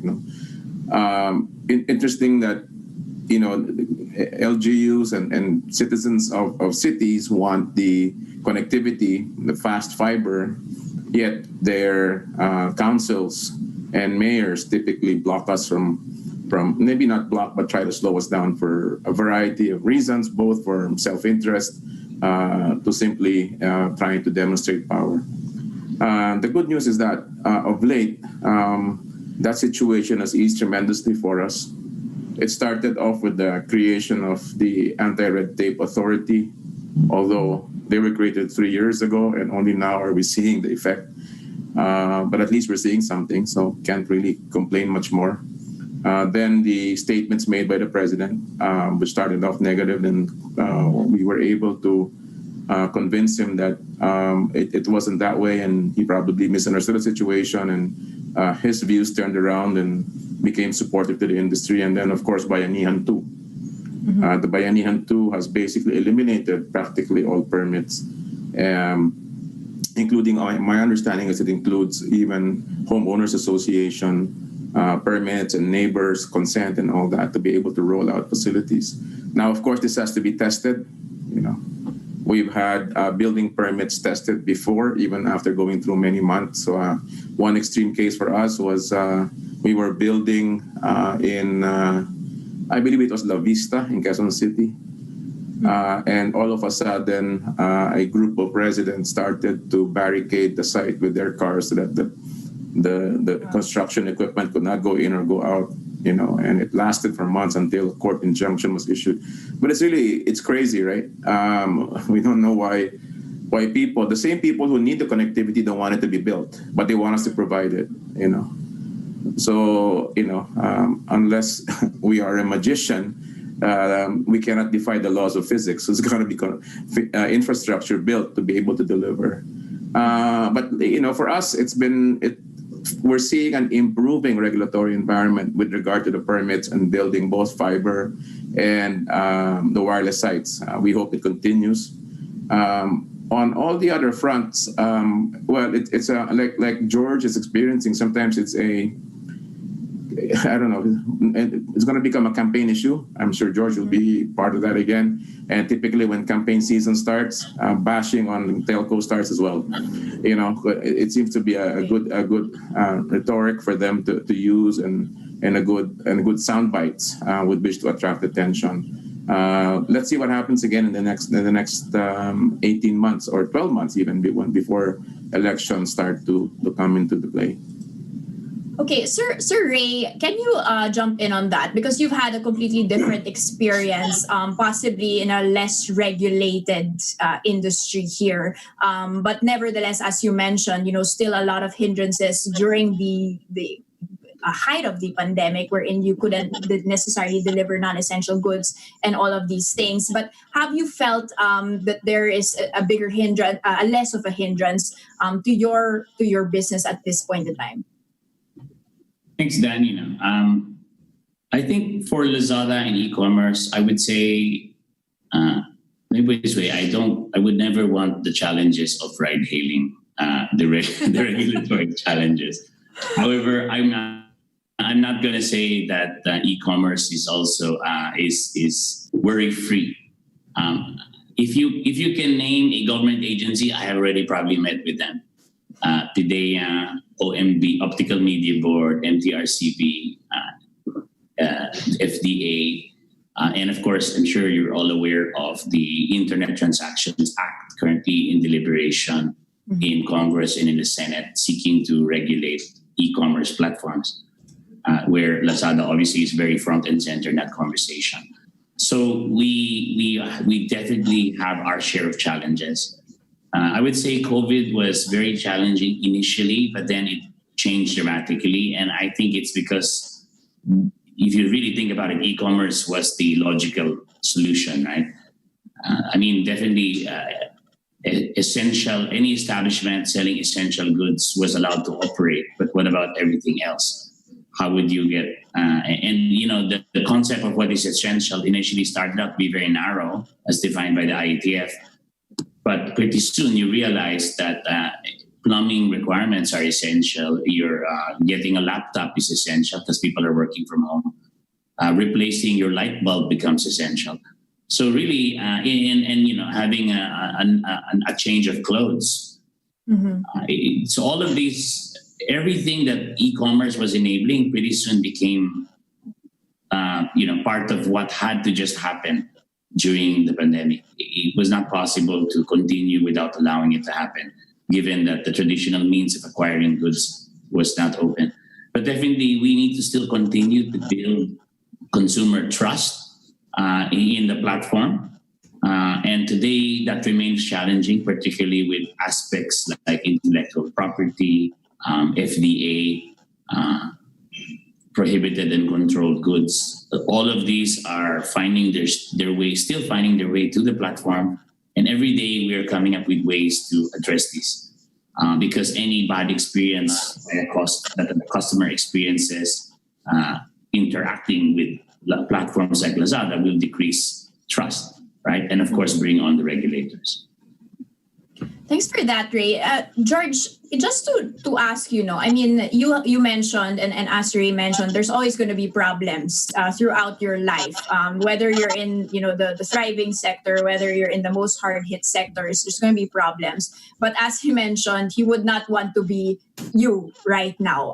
It's exceptionally difficult time for you, and the topic of this is embracing a just cause. So the topic is really, how do you keep doing what you do? How do you keep, having the motivation of seeing the end of the tunnel with this just cause, given all of these roadblocks? At what point do you say, listen, it's no longer pragmatic to do certain things?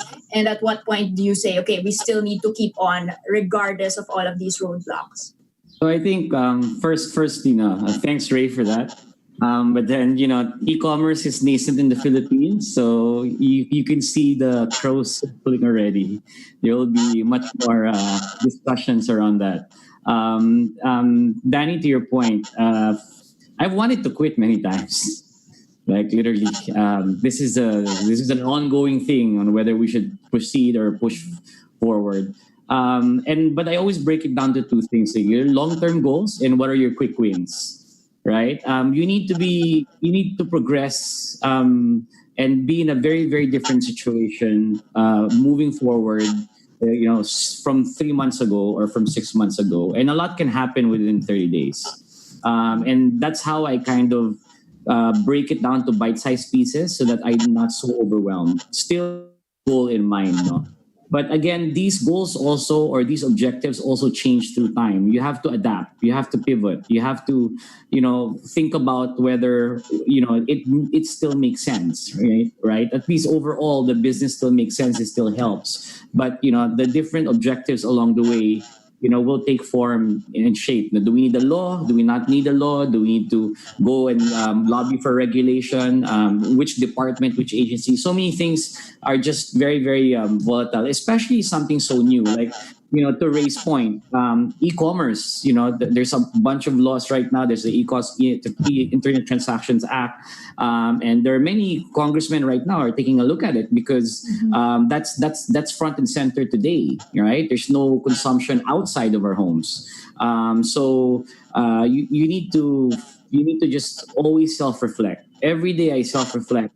And the 50 things that you need to do, there are only 3 to 5 things that you have to do today.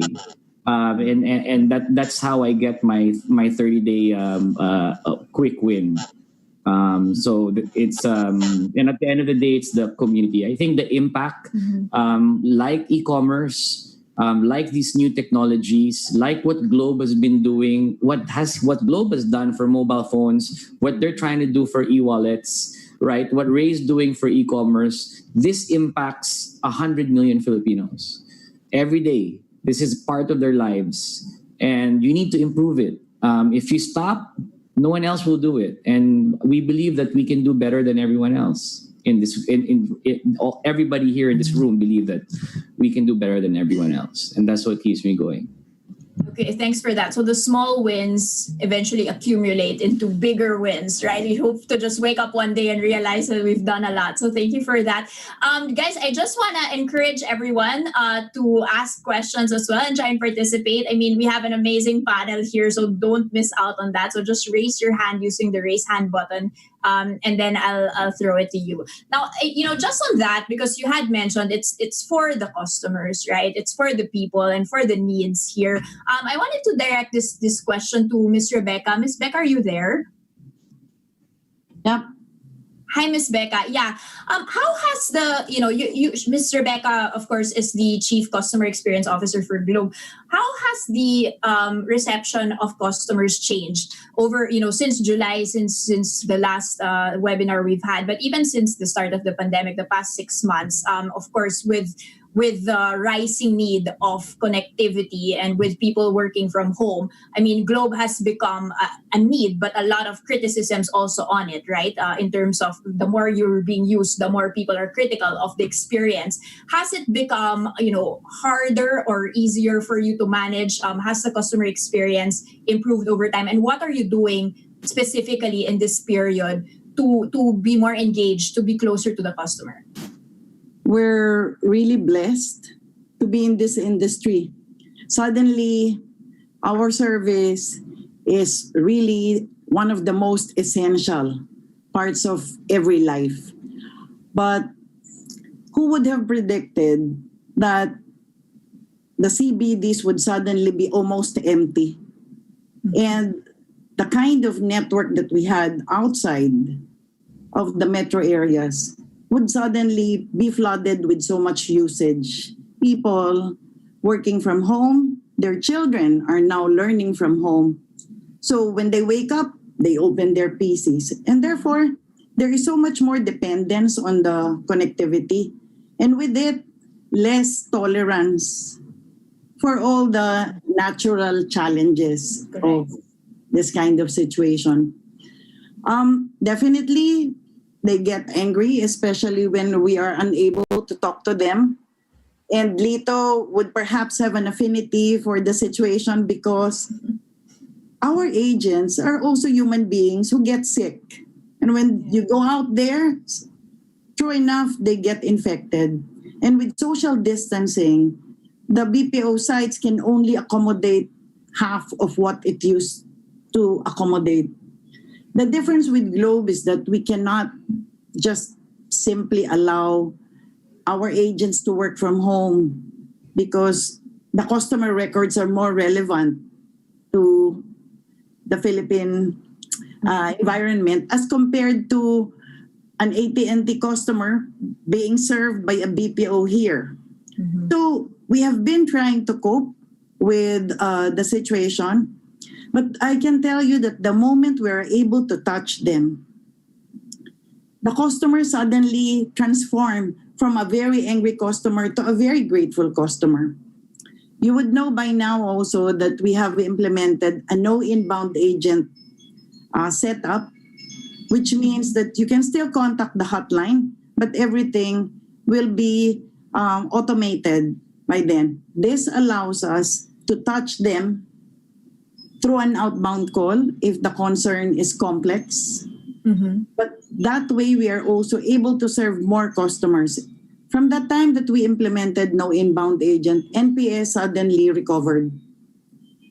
And I'm just glad because we also have to care for the agents. They get sick. And in parallel, we're developing ways by which we can have a more secure environment for them so that they can work from home. Maybe Lito can weigh in on the situation of the BPO agents. No, do you have as many as how many agents do you have, Lito? Yes. Oh, well, thank you, Beck. In Accenture, we have more than 55,000 people. But I think it is also important to look at this from the industry perspective. No? Right now, the last statistics that we have is that we have about still 50% of the people who are working from home, and about 40% are back in the office or somewhere around those numbers. And there's still about 10% who are non-productive. Either they do not have connectivity at home or and they cannot go to the office because their offices are not allowed. Which brings me maybe, in that context for the whole industry, this is part of my question. I'm glad to hear from Ernest that there's been a lot of developments on the regulatory environment in support of what you need to do to improve the current situation. But as I have said, that the work from home will continue to be part of the landscape, the workplace of at least of the IT BPM industry. And so I was wondering whether there's a need, your point of view on probably a more comprehensive policy framework to institutionalize the work from home as we move forward, because it seems this is going to be part of the new norm. And this would include, just as an example, in the IT BPM, for example, the work from home is more an exemption because we're technically supposed to be inside the zones. We're mostly in the PESA. And therefore, the incentives could only be available inside the PESA. The work from home is only, right now, an exemption. And so I think moving forward, if work from home becomes part of the new norm, then I think the policy frameworks will all have to align into this new way of, the new work environment that we're facing, particularly for our industry. Thanks for those insights, Ms. Beck and Sir Lito. Ray, can you comment on that? Because you guys have been, doing customer experience remotely, so to speak. Has it changed in any way now that you as Sir Lito mentioned, a lot of people are now working from home? How are you able to centralize all of these, issues that customers have? Has the experience of customers been more positive during this period, or have there been more difficulties, especially for Lazada, having to service so much more, a major surge in demand of not just products, but of customers' needs for interaction, for talking in this remote environment? Thanks, Danny. Like Becca was saying, Lazada, some of the behavior changed, right? So the experience described at Globe is that suddenly people are connecting from outside the CBD. But what happened during the pandemic for Lazada is that a lot more, I mentioned 2.5x growth in volume. That means a lot more new customers, people who had never shopped online. So imagine somebody doing e-commerce for the first time and that person is stuck at home. So what you have is a very volatile mix of very demanding type of customer, someone probably more demanding than your loyal customer. And of course, the 2.5 increase in volume has implications on capacity.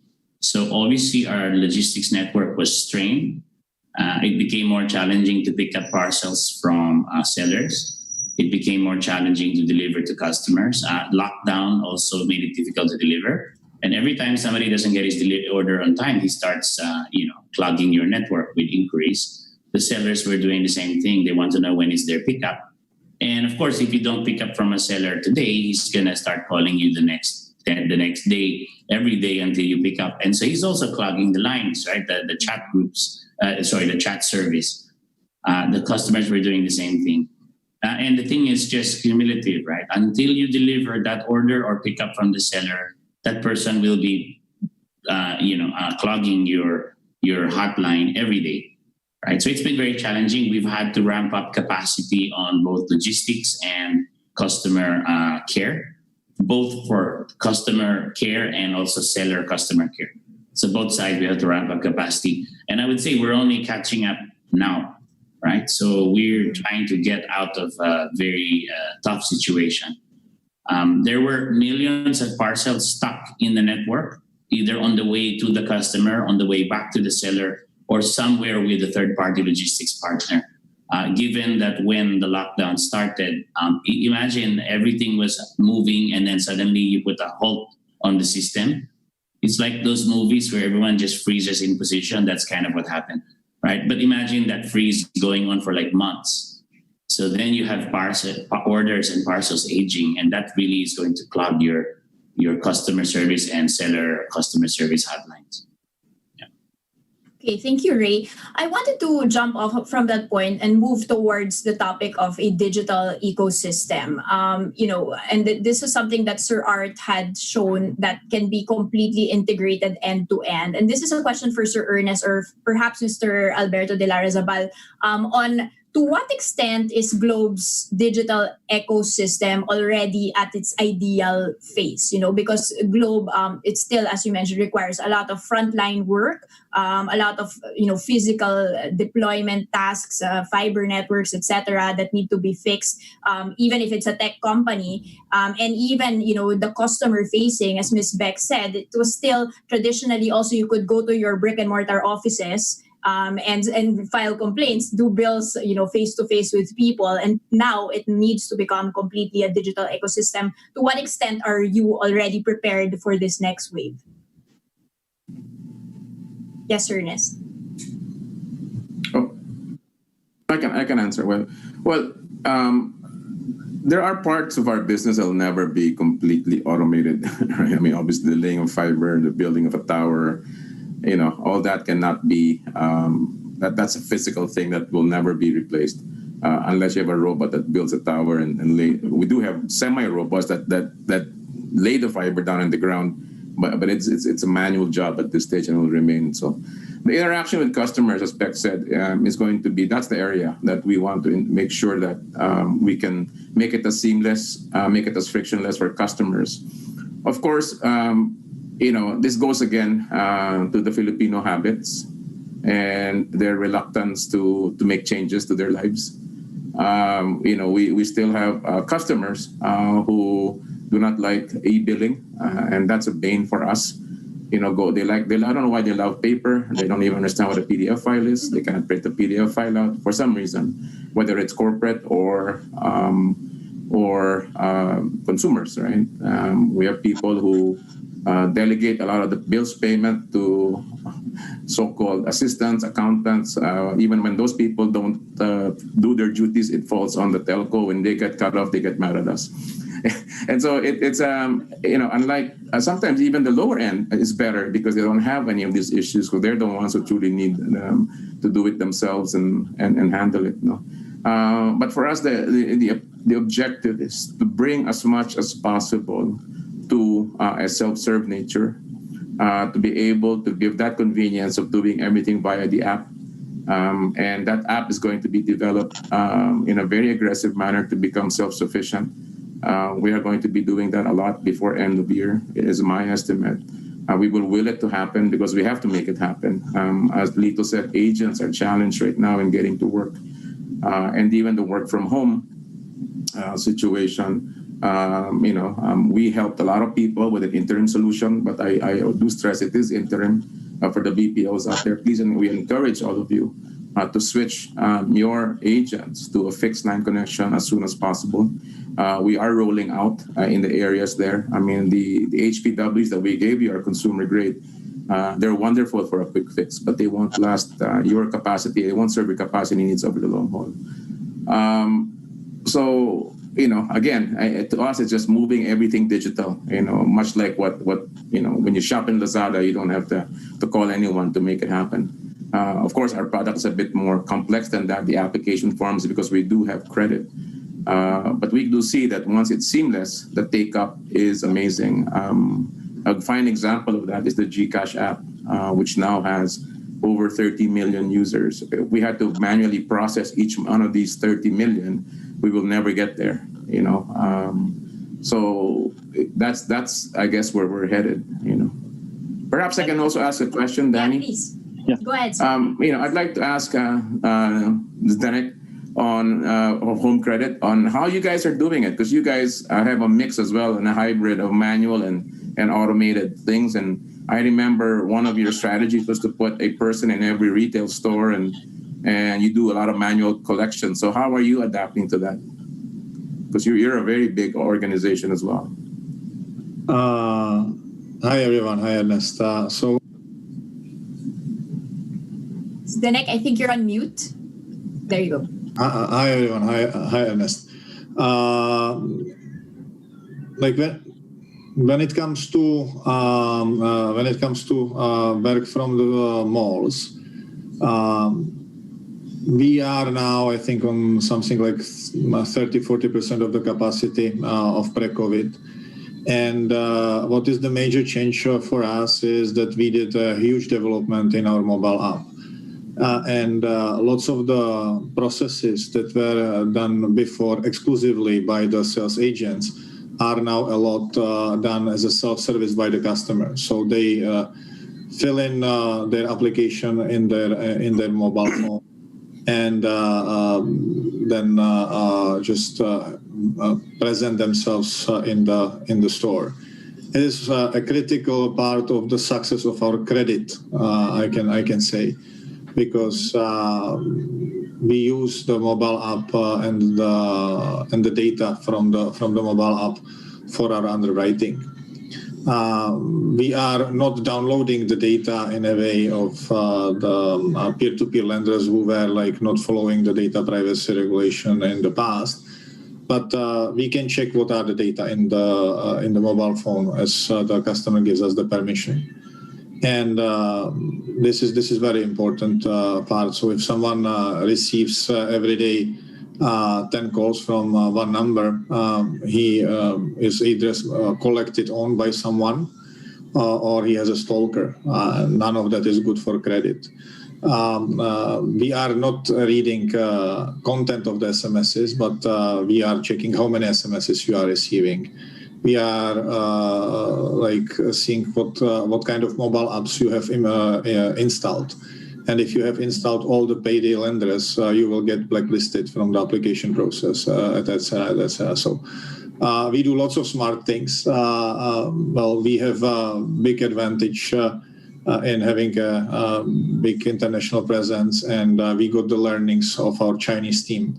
So they got the COVID first, and we learned from their experience and their mistakes, and we implemented very quickly lots of things there. And for the work from home and using the data, I think similar to Accenture, maybe even in a bigger scale, we have our back office at home. Okay, I don't have 55,000 people, but I have in the call center 5,000. Out of them, we have more than 50% working from home, including the calling. So my bills with you keep on growing, and I need to make some improvements in efficiency so that we do not have 2 calls organized. But we are getting better with this and optimizing the costs. Thanks so much. Perhaps, George, you can react to that in terms of how to measure the productivity of a digital ecosystem, which is, of course, has been in place for Angkas since the get-go. That's basically the cornerstone of your business, to have everything in a sort of app. How can you measure the productivity? How can you measure that it's worked better, and what ways are you still looking at to improve this? Lucky for us, I mean, very early on, even before COVID, we made sure that many of our actually our primary mode of communication to our fleet was digital. So we used WhatsApp, Messenger. Before it was very, very clunky, and we just did makeshift groups, and we got better and better at it. And the thing is with having a digital app, everything is recorded, right? Everything is there. So it wasn't hard for us to transition so much. And in fact, for me, it was a pleasant surprise that now that we're in COVID, you actually get to do a lot more work. We wanted to wish traffic away, and this is what it is when there's no traffic. You have 10, 12 meetings a day. And, of course, that poses new problems, the always on mentality or phenomenon. But we've been very, I think we've been quite forward looking in terms of making sure that we have that digital kind of ecosystem in the way we communicate to not just our fleet, but our employees as well. 100% of our employees are work from home right now. We have an empty warehouse that unfortunately, but that is collecting dust. But we use it for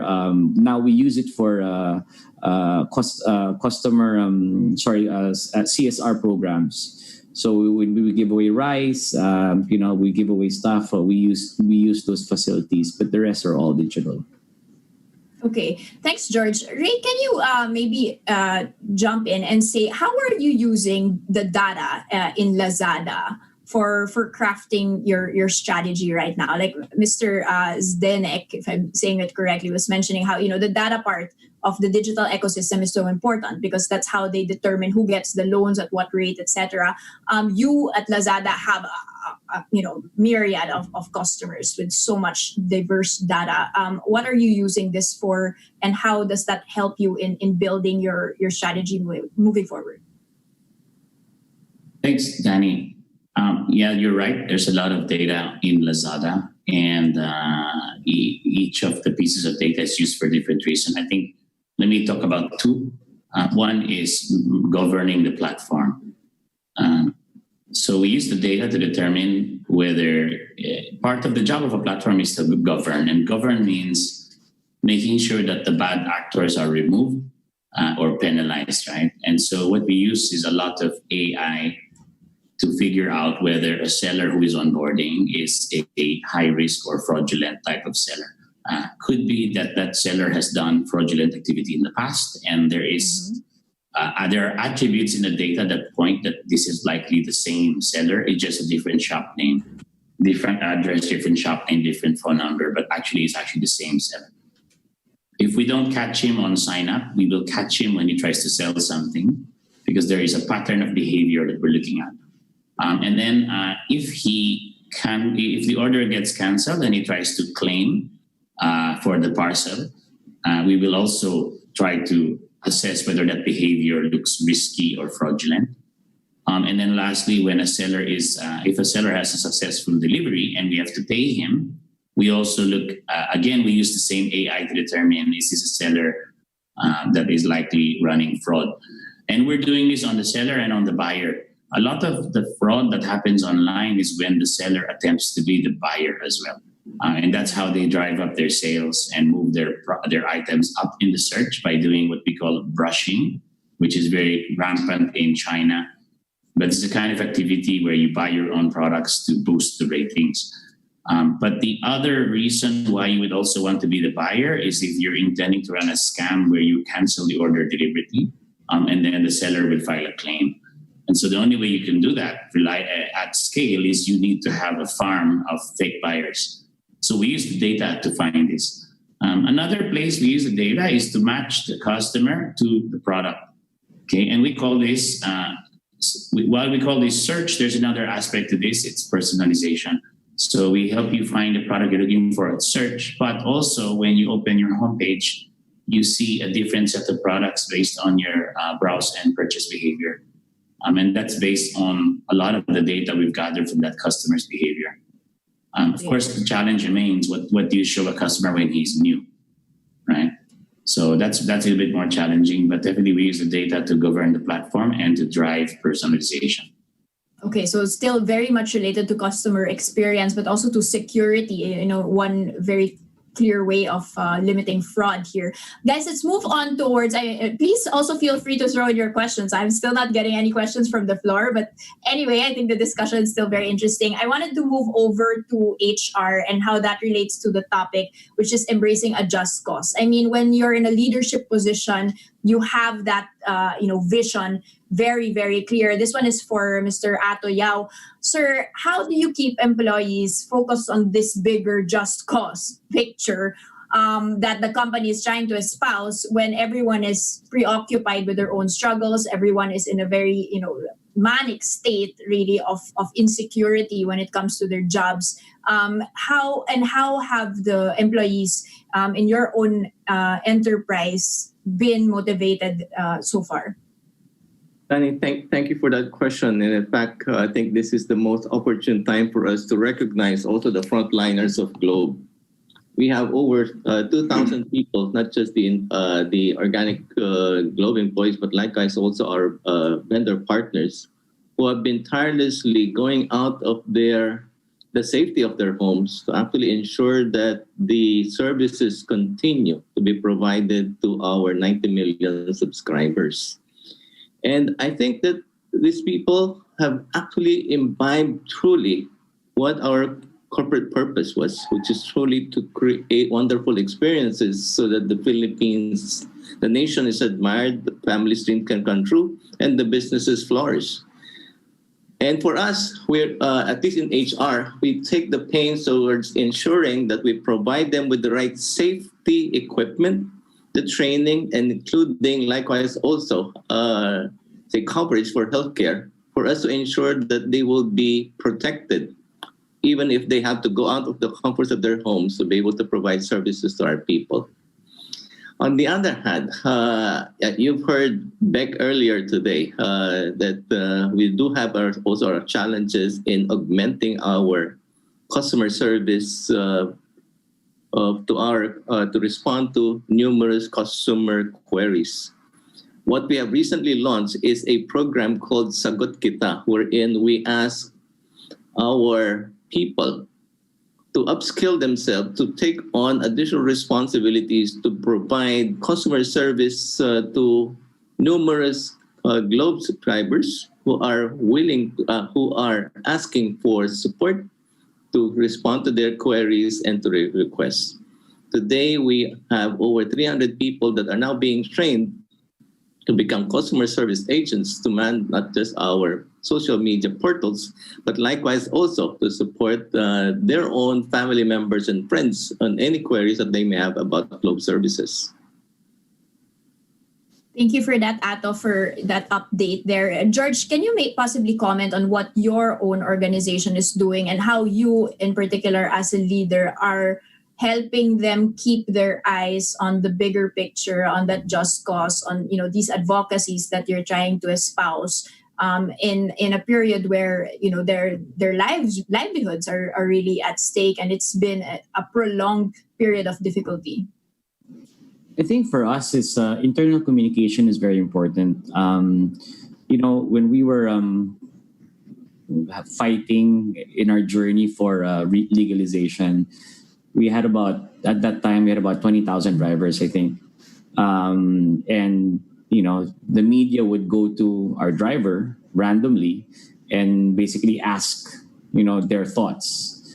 And to our surprise, every single time, the driver said the exact same thing as I would say it in the media. And these weren't media trained guys, right? And everybody had that shared voice or shared experience, because we really communicate to them on a daily basis. Every single employee that the media would ambush would say the exact same thing. Although we would tell our employees, as much as possible, there will be one spokesperson, which is me. But you can't help it at times when there was a lot of issues or hot issues during that period. That's very important to communicate to them, and also to make them feel part of that journey. As your organization becomes much bigger, departments grow, and the last person or the janitor or the rank and file officer won't feel that passion anymore, or won't know that overall direction. So we take a lot of time, great pains in doing town halls regularly, and also mini town halls, because we have 30,000 bikers. We've broken them up into associations. They have biker presidents and whatnot. Very, very similar to maybe your prepaid card distributors, right? And then we check on them on a regular basis. There's no other way but that to communicate openly to them. And we also communicate all the negative stuff. It didn't pan out. This is not going to happen, guys. You guys still won't have work. When is it going to happen, sir? Maybe a few months. You need to find another job. In fact, during the time of the pandemic, we worked with our competitors. We worked with Grab. We worked with Lala Move, to give bikers to them, our bikers. And we set up training seminars to get them in touch with the people, just so that they can find ways to make jobs. And, did we lose bikers permanently? Maybe. But I think for us, we kept the community intact. And ultimately, everybody still was able to see what we were trying to do, the just cause or the advocacy. It's really to improve people's lives. Okay, thanks for that. So I think, as you mentioned, transparency and communication, which unfortunately does not happen in every organization. We have such a non-confrontational culture. People don't want to understand the realities of the situation. Now, guys, we only have time for one last question. I'm taking this from the floor. This one for Sir Ray Alimurung. And just on the topic of competition, which George had already alluded to. So e-commerce is obviously prevalent, being a fantastic alternative to the brick and mortar ways of selling. How are you keeping up with that infinite game perspective? So putting a balance between pure servicing to Filipinos, being able to purchase safely, versus the mindset to have to win over competition. And he specifically alludes to Shopee for that matter. Thanks, Danny, and thank you for that question. There's the competition question always comes up, but to be candid about it, e-commerce is 4% of retail. So there is still a lot more expansion of e-commerce that needs to happen. And at Lazada, we choose not to be focused on what the competition is doing, but rather delivering value and service to both the customer, the end customer, and our other customer, which is the seller.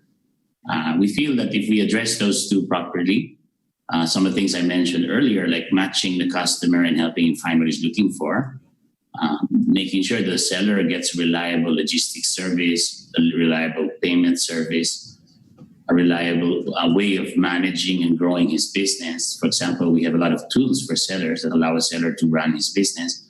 Aside from submitting deals for a campaign, a seller can communicate with customers, put up a combo bundle, offer a voucher, offer free shipping to a customer. We're continuing to add to this. We feel that if we address the needs of the customers and the sellers, and we do this by listening to them, obviously we do things like Net Promoter Score, FGDs. We do a lot of, we get satisfaction ratings whenever there's a contact. And there are other ways by which sellers and customers can interact with us in the platform. By getting all of these, then we feel we are on the right track. We feel that delivering these services and value to the customers and sellers increases their affinity and utility to the platform. And as I mentioned earlier, there is still a lot of expansion to happen. And I feel that a rising tide will lift all boats. Right? So the growth of e-commerce will enable anyone participating in the internet economy. It's not about one player versus the other necessarily. Space for all and more competition, good for the customer. George, you wanted to add something? Yeah, just to chime in on to what Ray said, definitely this is an industry growth. Right now, we are at a point that whatever competition is there is really very, very small. And the competition actually is not within ourselves, but versus offline. And if we're able to grow it together as an industry, if we get to 50% or 60% of the country online, then we can start killing each other in the market. But right now, Ray knows this, and so is Ernest. We've formed a digital alliance with all of the competitors. And the purpose of that is really trying to create awareness and grow the digital industry. Because if we don't do that, if we're going to kill ourselves right now, each other, then this will never grow. And as what Raymond said, what Ray said, rising tide, lifts all boats. And that's really what the industry needs to do right now, is to work hand in hand to make sure we grow, but also get the necessary regulations in place. To make it viable for new entrants in the future, and have a real thriving digital industry. Okay, thanks for that. So very nascent stages here, and no reason to break that momentum even. Sir, one last question, guys, before I let you go. This one for Sir Alberto de Lara Zabal. Sir, are you there? Yes. Hi, sir. Just jumping off on that, because they were mentioning, I think Ray mentioned 5% or 4% is still e-commerce, and this question says, I can see in Lazada and Angkas, maybe they're born digital and very much anchored on just cost. But for more mature firms, I don't know if Globe can be taught that, because it's also a very tech related firm. Don't legacy people struggle because they feel digital will threaten their jobs? And now pandemic is accelerating digital. How do you get legacy people, so to speak, to be just as enthusiastic? I think I'm not sure that legacy is necessarily a challenge. Probably scale and evolving is something that we constantly struggle with. But I think if we were to look at what has happened over the last 5 months, 96% of our subscribers are prepaid subs. They're the guys that are most susceptible to economic impact. Their ways of working, their ways of living have changed significantly. And the implications to us in terms of channels, for instance, right? They used to go to the malls, they had their traditional ways of loading what they needed, and that needs to change. So I think it's about keeping your eye on the consumer, understanding how their needs are evolving. How do we now provide to those needs in the times, given the constraints? How do we provide them the flexibility? How do we make sure our products and SKUs continue to be relevant? And it's fast evolving. I don't think we've ever seen anything that has evolved so quickly. I think the ability to move is the challenge, not the willingness to do it. And we've had, I think, many of the foundations. And so I think we're probably fairly well positioned to continue to make those changes in terms of the way we operate. Thank you, sir. And thank you, everyone, for sharing your insights, particularly to our keynote speakers. I think, our learning from today, which is really, before it was all about growth, it was all about, eating up the competition. Now it's really about focusing on solving specific problems and going back at the end of the day to the customer, right? So at the end of the day, that's the just cause here. Not trying to please the customer, but making their customers' lives better which in turn helps our economy and helps the Philippines as a whole, especially during these unprecedented times. So thank you so much.